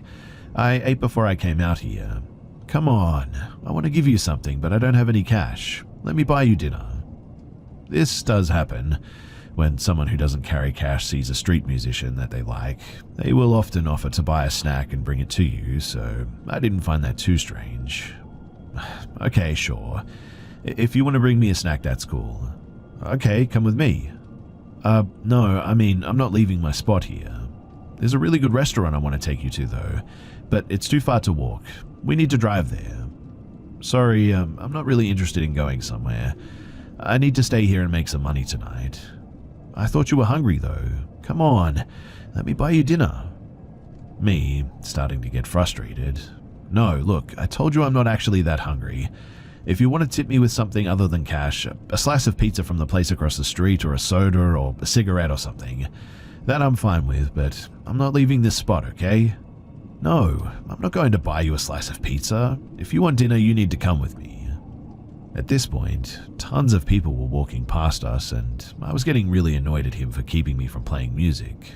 "Well, I'm not going anywhere, and I need to make some money tonight, so I'm done talking about this." At that point, I started playing my guitar to show him that I was done with this conversation. I probably should have been more concerned by this point, but I was honestly just a little bit ticked off. It wasn't that uncommon for men who saw me street performing to offer me food or shelter in exchange for sex, so I kind of assumed that that's what he was after at this point. And for about the next hour, I focused on just playing music and chatting with people, and it was actually a pretty productive night in the end. I had almost forgotten about the creepy dude until he got out of his car and leaned against the door, still staring at me. At this point, it's almost 11 p.m. and it dawned on me that he had been there for over 2 hours. That was certainly when the alarm bells finally started going off in my head. I had a hard time focusing on the music after that because he was just sort of standing there, staring at me, and the longer that it lasted, the more I felt like he had something more nefarious than just trying to bribe a young homeless woman to sleep with him in mind. At about 11:30, I realized that I needed to do something sooner rather than later. It was pretty much peak bar hour, but the streets were going to become less crowded eventually, and I was going to need to walk home at some point. I certainly didn't want to risk him following me. Now, when I'm street performing, I'm in friendly mode, and I'm not the most intimidating looking girl in general, so I don't think that he was expecting me to confront him directly, but when I feel threatened, I tend to get pretty mad pretty quickly. Figuring that I had plenty of witnesses, I walked right up to the guy, angry as heck by this point. "Look, why are you staring at me?" Taken aback, he says, "What? You've been staring at me for 3 hours now. Do you just like making younger women uncomfortable?" I was mad, talking progressively faster and louder, and it was very clear that this wasn't going the way that he expected it to. No, I just want to buy you dinner." "So you're just waiting for me to get hungry enough to go get dinner with you, when I've already said no several times? That's not being helpful, it's being creepy. And look, I know that there aren't any restaurants still open at like 11:30 p.m. around here anyway." No, this one is. It's still open." "I don't care if it's still open because I don't want to go anywhere with you, and I told you that. So why are you still here waiting?" "No, you don't understand." He looked like he was racking his brain for an excuse at this point. What am I not understanding about you staring at me for the last 3 hours?" "No, you see, I'm an Uber driver." Of all the stupid excuses that he could have picked, this was possibly the dumbest. Me pretending to understand.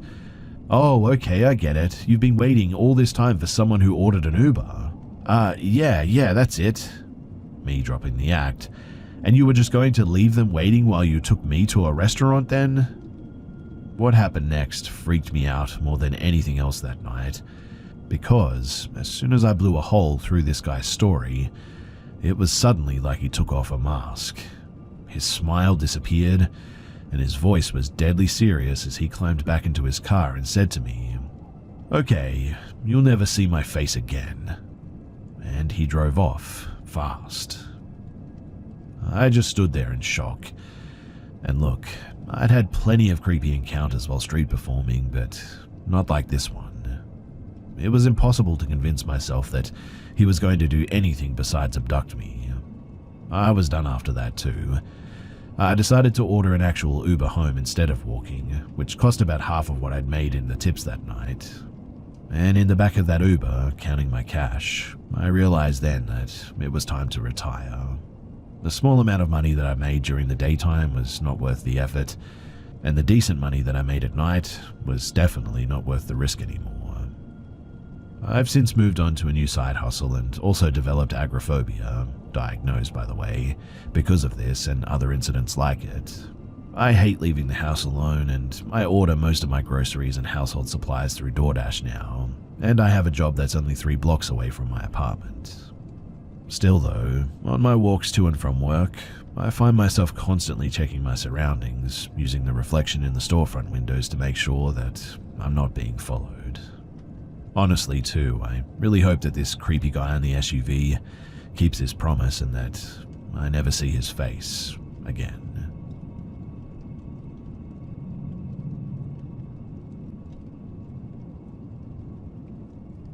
I grew up in an old house in the UK.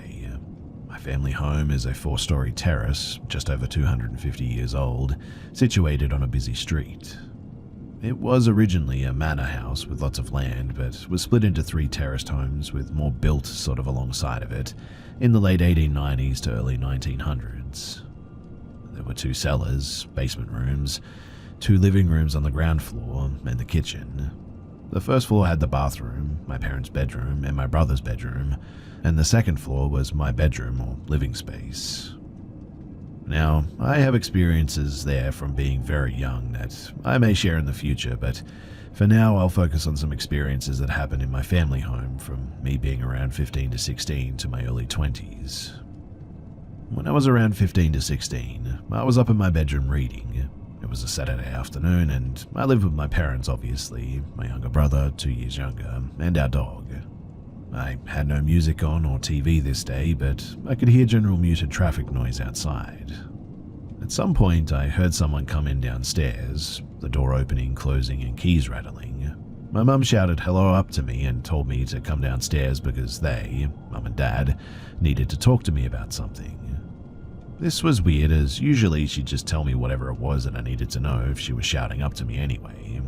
I asked why, and she shouted back, "Just come downstairs," in a sort of frustrated tone too. So I did, thinking that it must have been important or I must have done something wrong or something. I got downstairs and quickly became confused though because I couldn't find them anywhere.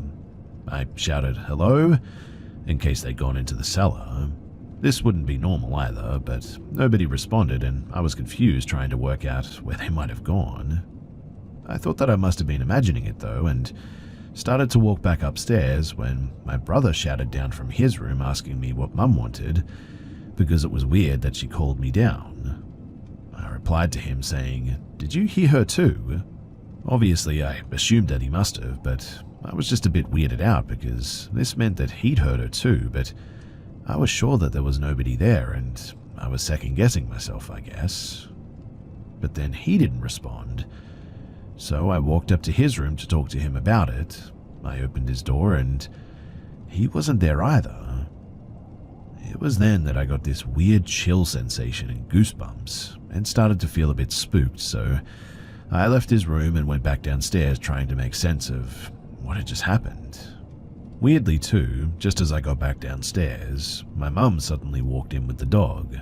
She'd taken him on a walk and I asked her what happened and where she had gone.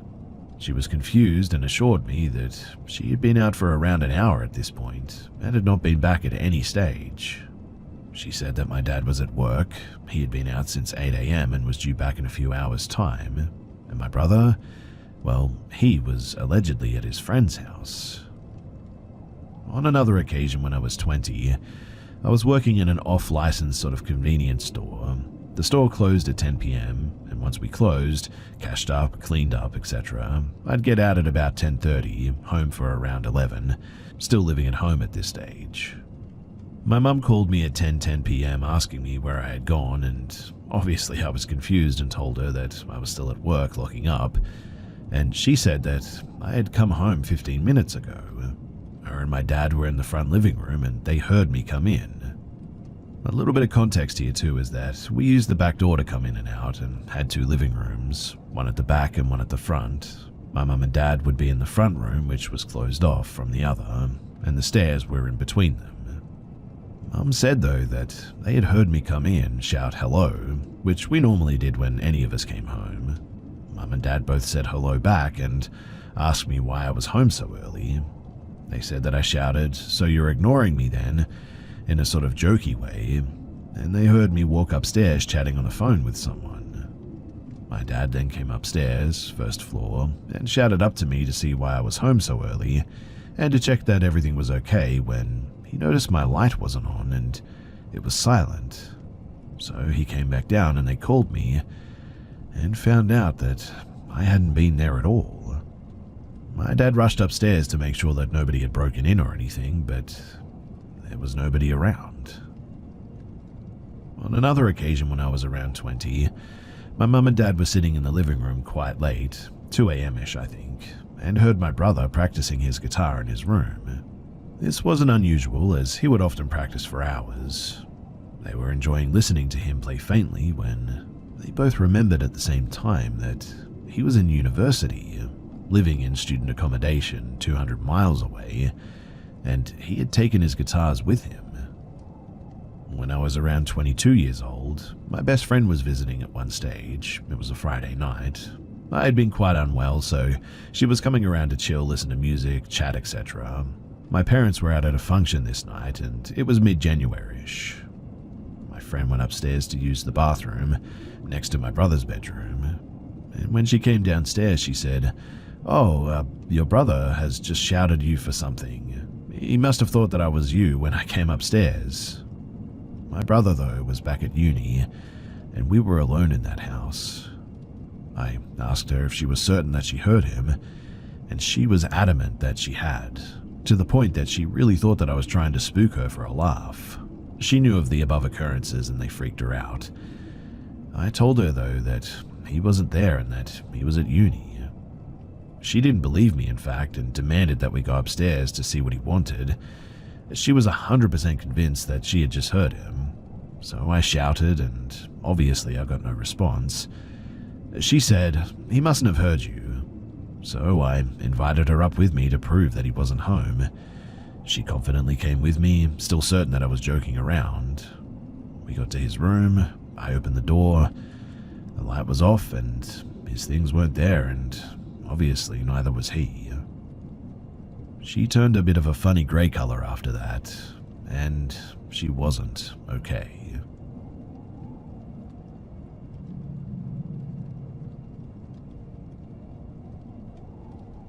If you're familiar with the Denver area, I lived in the Clayton neighborhood on York.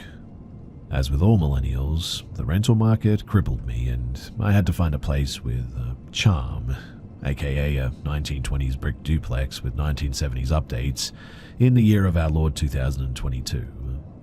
But as a recently divorced man with 50-50 custody, my bank account dictated my residence. To give you a sense of the space, it was a shotgun-adjacent style home, 900 square feet, upstairs, with an unfinished basement that was really only used for laundry and housing spiders. My daughter and I had rooms on either end of the 10-foot narrow hallway, with the world's smallest full bathroom splitting the distance.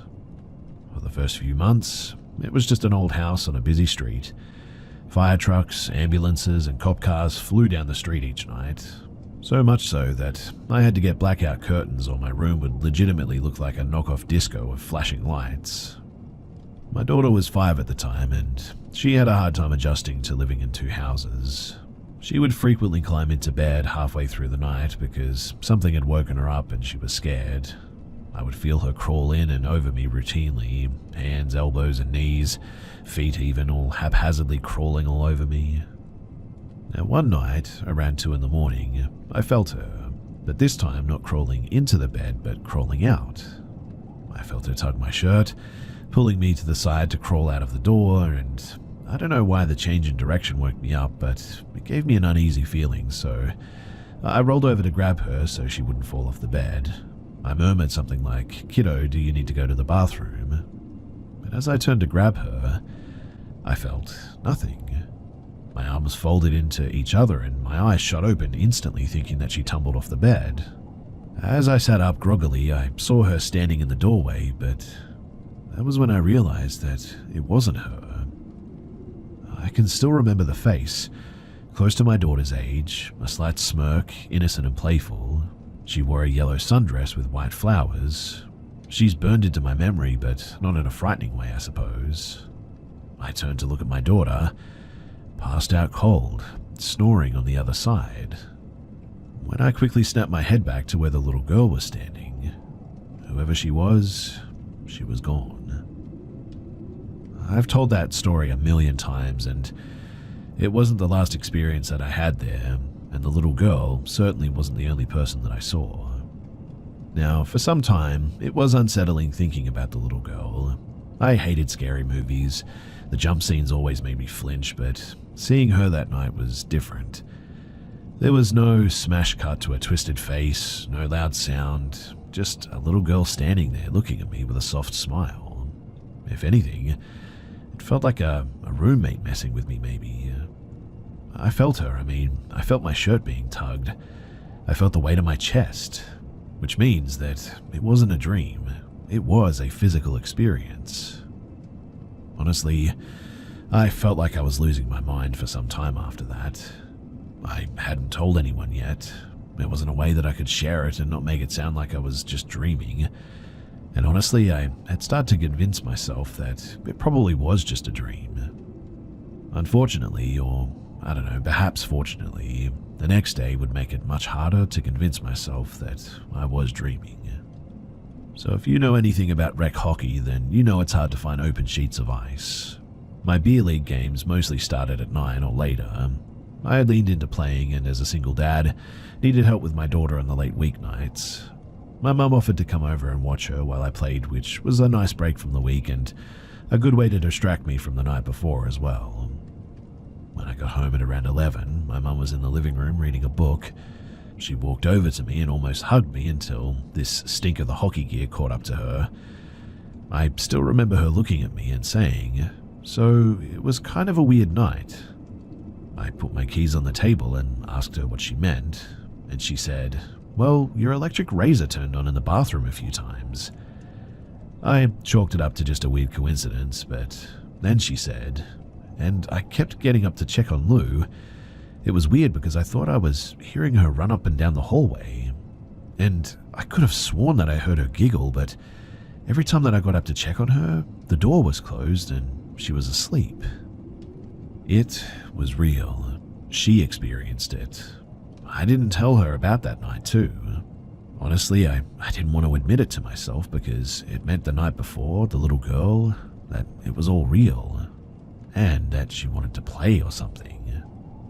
Anyway, I've since moved in with my girlfriend in a house that feels quiet and calm. Sitting outside now, it's a lot easier to process through everything, but after the experiences I had with seeing the girl and my mum telling me that she had heard the little girl running up and down the hallway, laughing and trying to get her attention, the house felt open to more activity at the time. The summer in Denver is warmer than most people think, and this house had no air conditioning. Even with fans, it was easy to climb up to 80 inside with even the best fan setup. This was honestly my first step for my debunking too, because I thought that I was having some type of, like fever or heat-induced experience.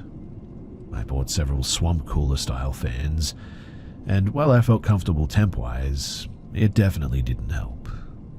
My next thought was carbon monoxide or black mold or something. I became obsessed with trying to find out why I was hearing, seeing, and feeling things, but in the end, I couldn't find an answer and nothing helped. That summer too was a cluster of experiences. I can't recall each one in order because it was easily weekly, sometimes almost a daily feeling in fact. The main feeling though was what I could only describe as, I don't know, like static energy. I tried to explain it to people like standing next to one of those electrical towers. It wasn't audible, but I could feel it walking in the hallway, in my bedroom and the kitchen steps down to the basement.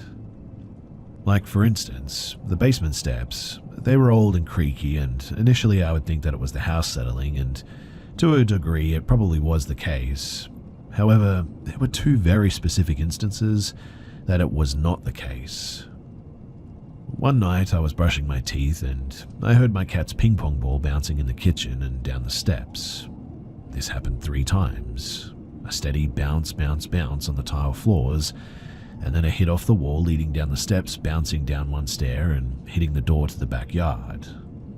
After the 3rd time, I called out to my cat to knock it off, and I remember so vividly sticking my head out of the door and looking into the kitchen, and there was my cat, not in the kitchen but laying in my daughter's room, in a very cat-like pose of not caring.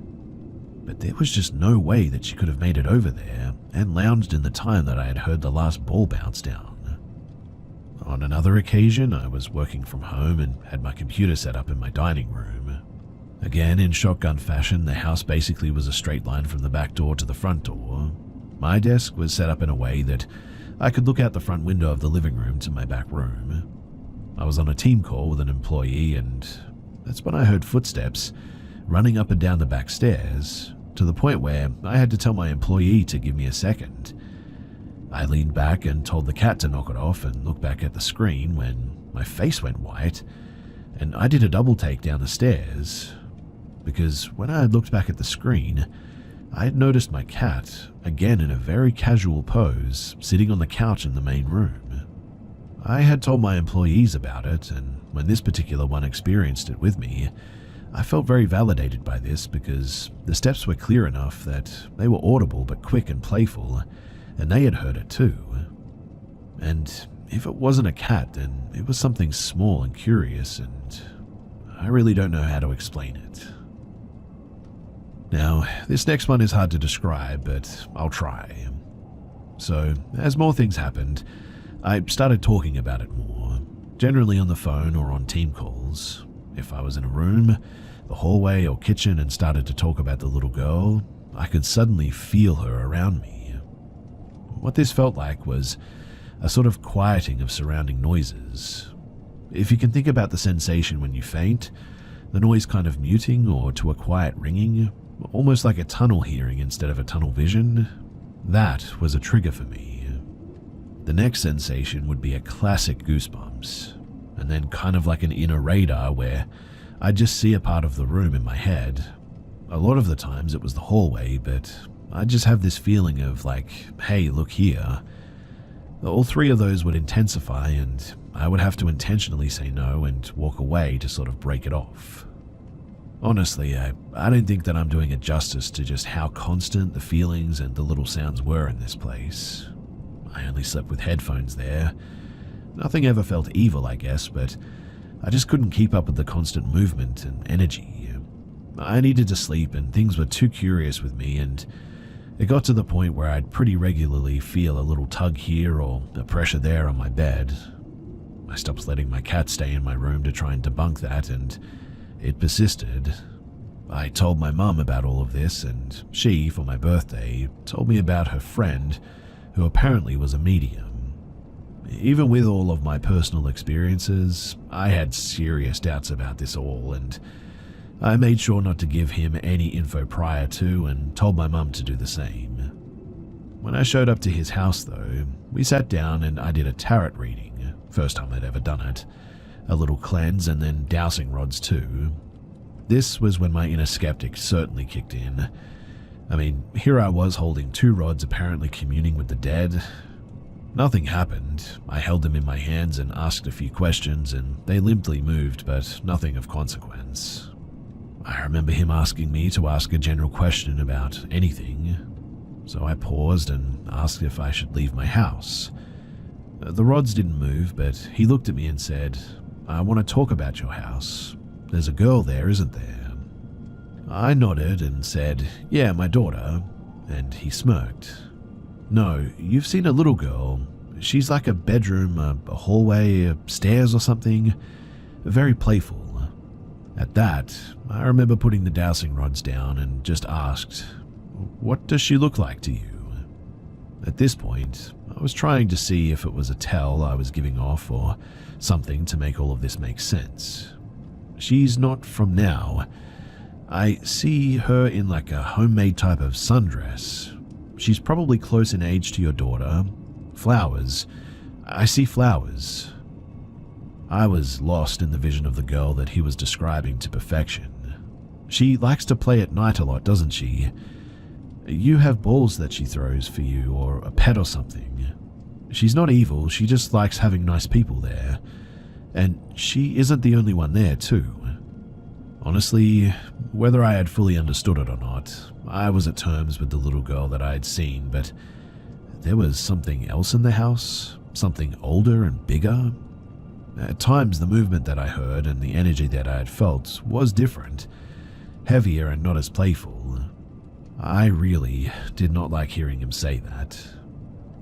He told me that the girl was someone to talk to, basically to talk to her like a parent if I was over her playing and needed a quiet space. But as I told him what I experienced with feeling the tunnel hearing, the inner vision of where people were, he told me to be careful. It sounded like I was sensitive and that thinking was one thing, but talking directly to something, allowing them in, could lead to attachment. I can assure you that that day was a long drive back home. 2 nights later, I was laying in my bed, and I heard books on my shelf being flipped through. At first, I sort of chalked it up to the fan, but after about 5 minutes of the noise, I turned the fan off and it kept going, like somebody flicking through books. I sat up quickly, 2 or 3 times flashing my phone's flashlight to try and catch something, but there was nothing. After one more attempt, I turned off the flashlight and I sat in my bed and said, "I need to go to bed now and I need you to be quiet in here. Please, go to bed." All the sensations suddenly hit me. The quiet noise, the goosebumps, seeing where she was, and then it was quiet. It stayed quiet. After that, I said thank you, and then I fell asleep.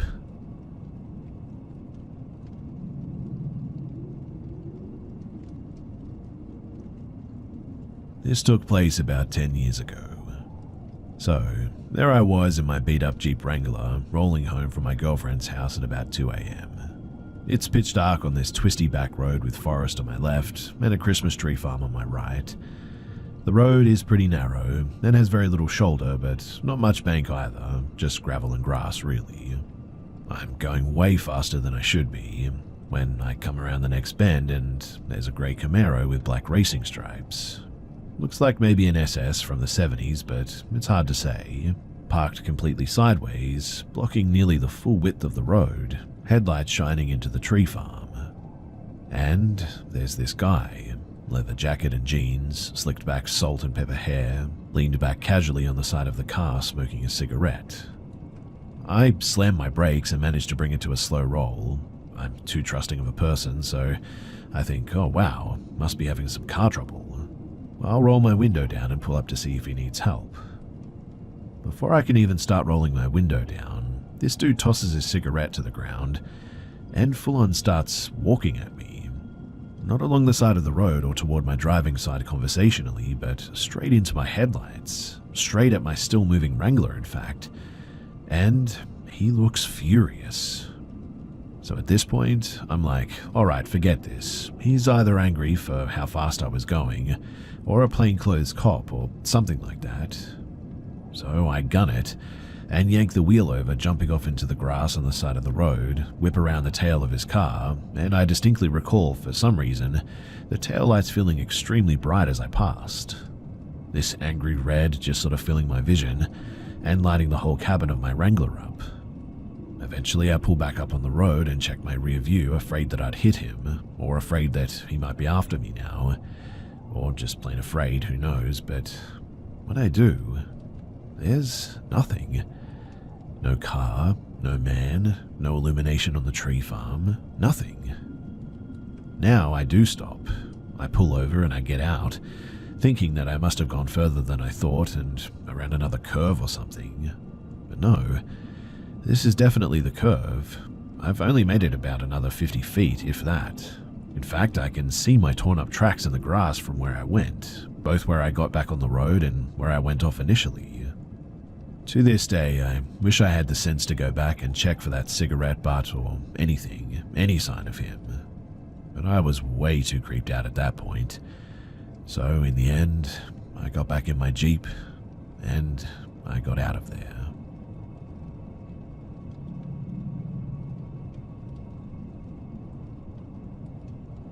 So I work at a bar that has a back alley that then leads into a small secluded parking lot. There are several large trash cans and many small ones there too. And there are some addicts, homeless folks, etc., who will come to the alley pretty often. Usually they're pretty harmless and just look through the trash or ask for $1. But sometimes they aren't. And tonight was one of those times. So I went out to the back to throw out a bag of trash when I noticed a man walking quickly by the farthest group of garbage cans from the back door, which also happens to be the one that I use. He looked in my direction. I don't think that he knew that I could see him, and then as he saw me walking toward him and the trash can, he quickly and quietly hid himself in the dark behind the trash cans. I didn't see where he ended up, but it scared me a lot. I mean, I was the only one around, and I knew that he was hiding there because I would have seen him walk past if not, and it was the only way to go, so really, he was hiding there waiting for me to do, well, I don't want to think about that. I left my bag of trash right there where it was, and I immediately walked back inside. I hope that he left soon after I went back in because I would hate to see somebody get hurt.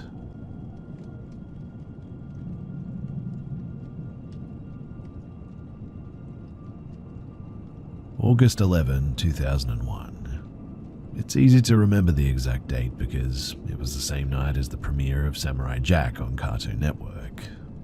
I was 8 years old at the time, and this was a big deal. So of course I had a sleepover with my best friend Kay at her mum's house. We slept in the living room so that we could watch TV as we fell asleep. I was showing Kay my new favorite movie, Titan AE, and around 3 a.m. we were woken up by decorative indoor wind chimes. For whatever reason, they were going crazy, like there were actual wind gusts in the house. At the same time, it sounded like a whole pack of cats fighting in the front yard. Being children, it freaked us out, and we decided to go tell her mum that we were going to move to the bedroom for the rest of the night. When we opened the door to the room that her mum and 12-year-old sister had been sleeping in, we couldn't see them in the bed. Kay climbed into the bed and was like, "What the heck? There's no one here."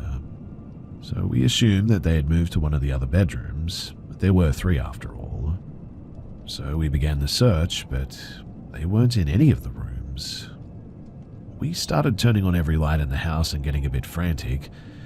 Doors were locked, keys were on the rack, car was in the driveway. Kay was freaking out because she thought that her mum's stalker got out of prison and abducted her mum and sister. Now, the next thing that I remember was the sunlight was what woke me up in the next morning. We were back on the living room floor as if we had never gotten up, with no memory of going back to sleep. But the weirdest thing is that we both recalled vividly looking for her mum and sister. So, naturally, we interrogated them the second that we saw them. Luckily, my bestie's mum is pretty open-minded and she actually believed that we weren't making it up, and that was pretty strange as well. Her mother, to this day, continues to recall the details of that day, but unfortunately my friend has somehow completely forgotten that it happened. I usually get a bit of a dismissive reaction when I share this story. My husband believes that it was a dream or sleep paralysis, which I have no problem considering, but I mean, come on, it's not that. I do wonder how Kay would forget something that we used to talk about obsessively as we got older. Others have suggested that I ask her mum and sister if they still remember our story. I will soon, but they're dealing with something at the moment, and it would be a bit inappropriate to bother them with this at this stage. But like I said, the last time that I talked to her, she recalled it, and she remembers that night in detail.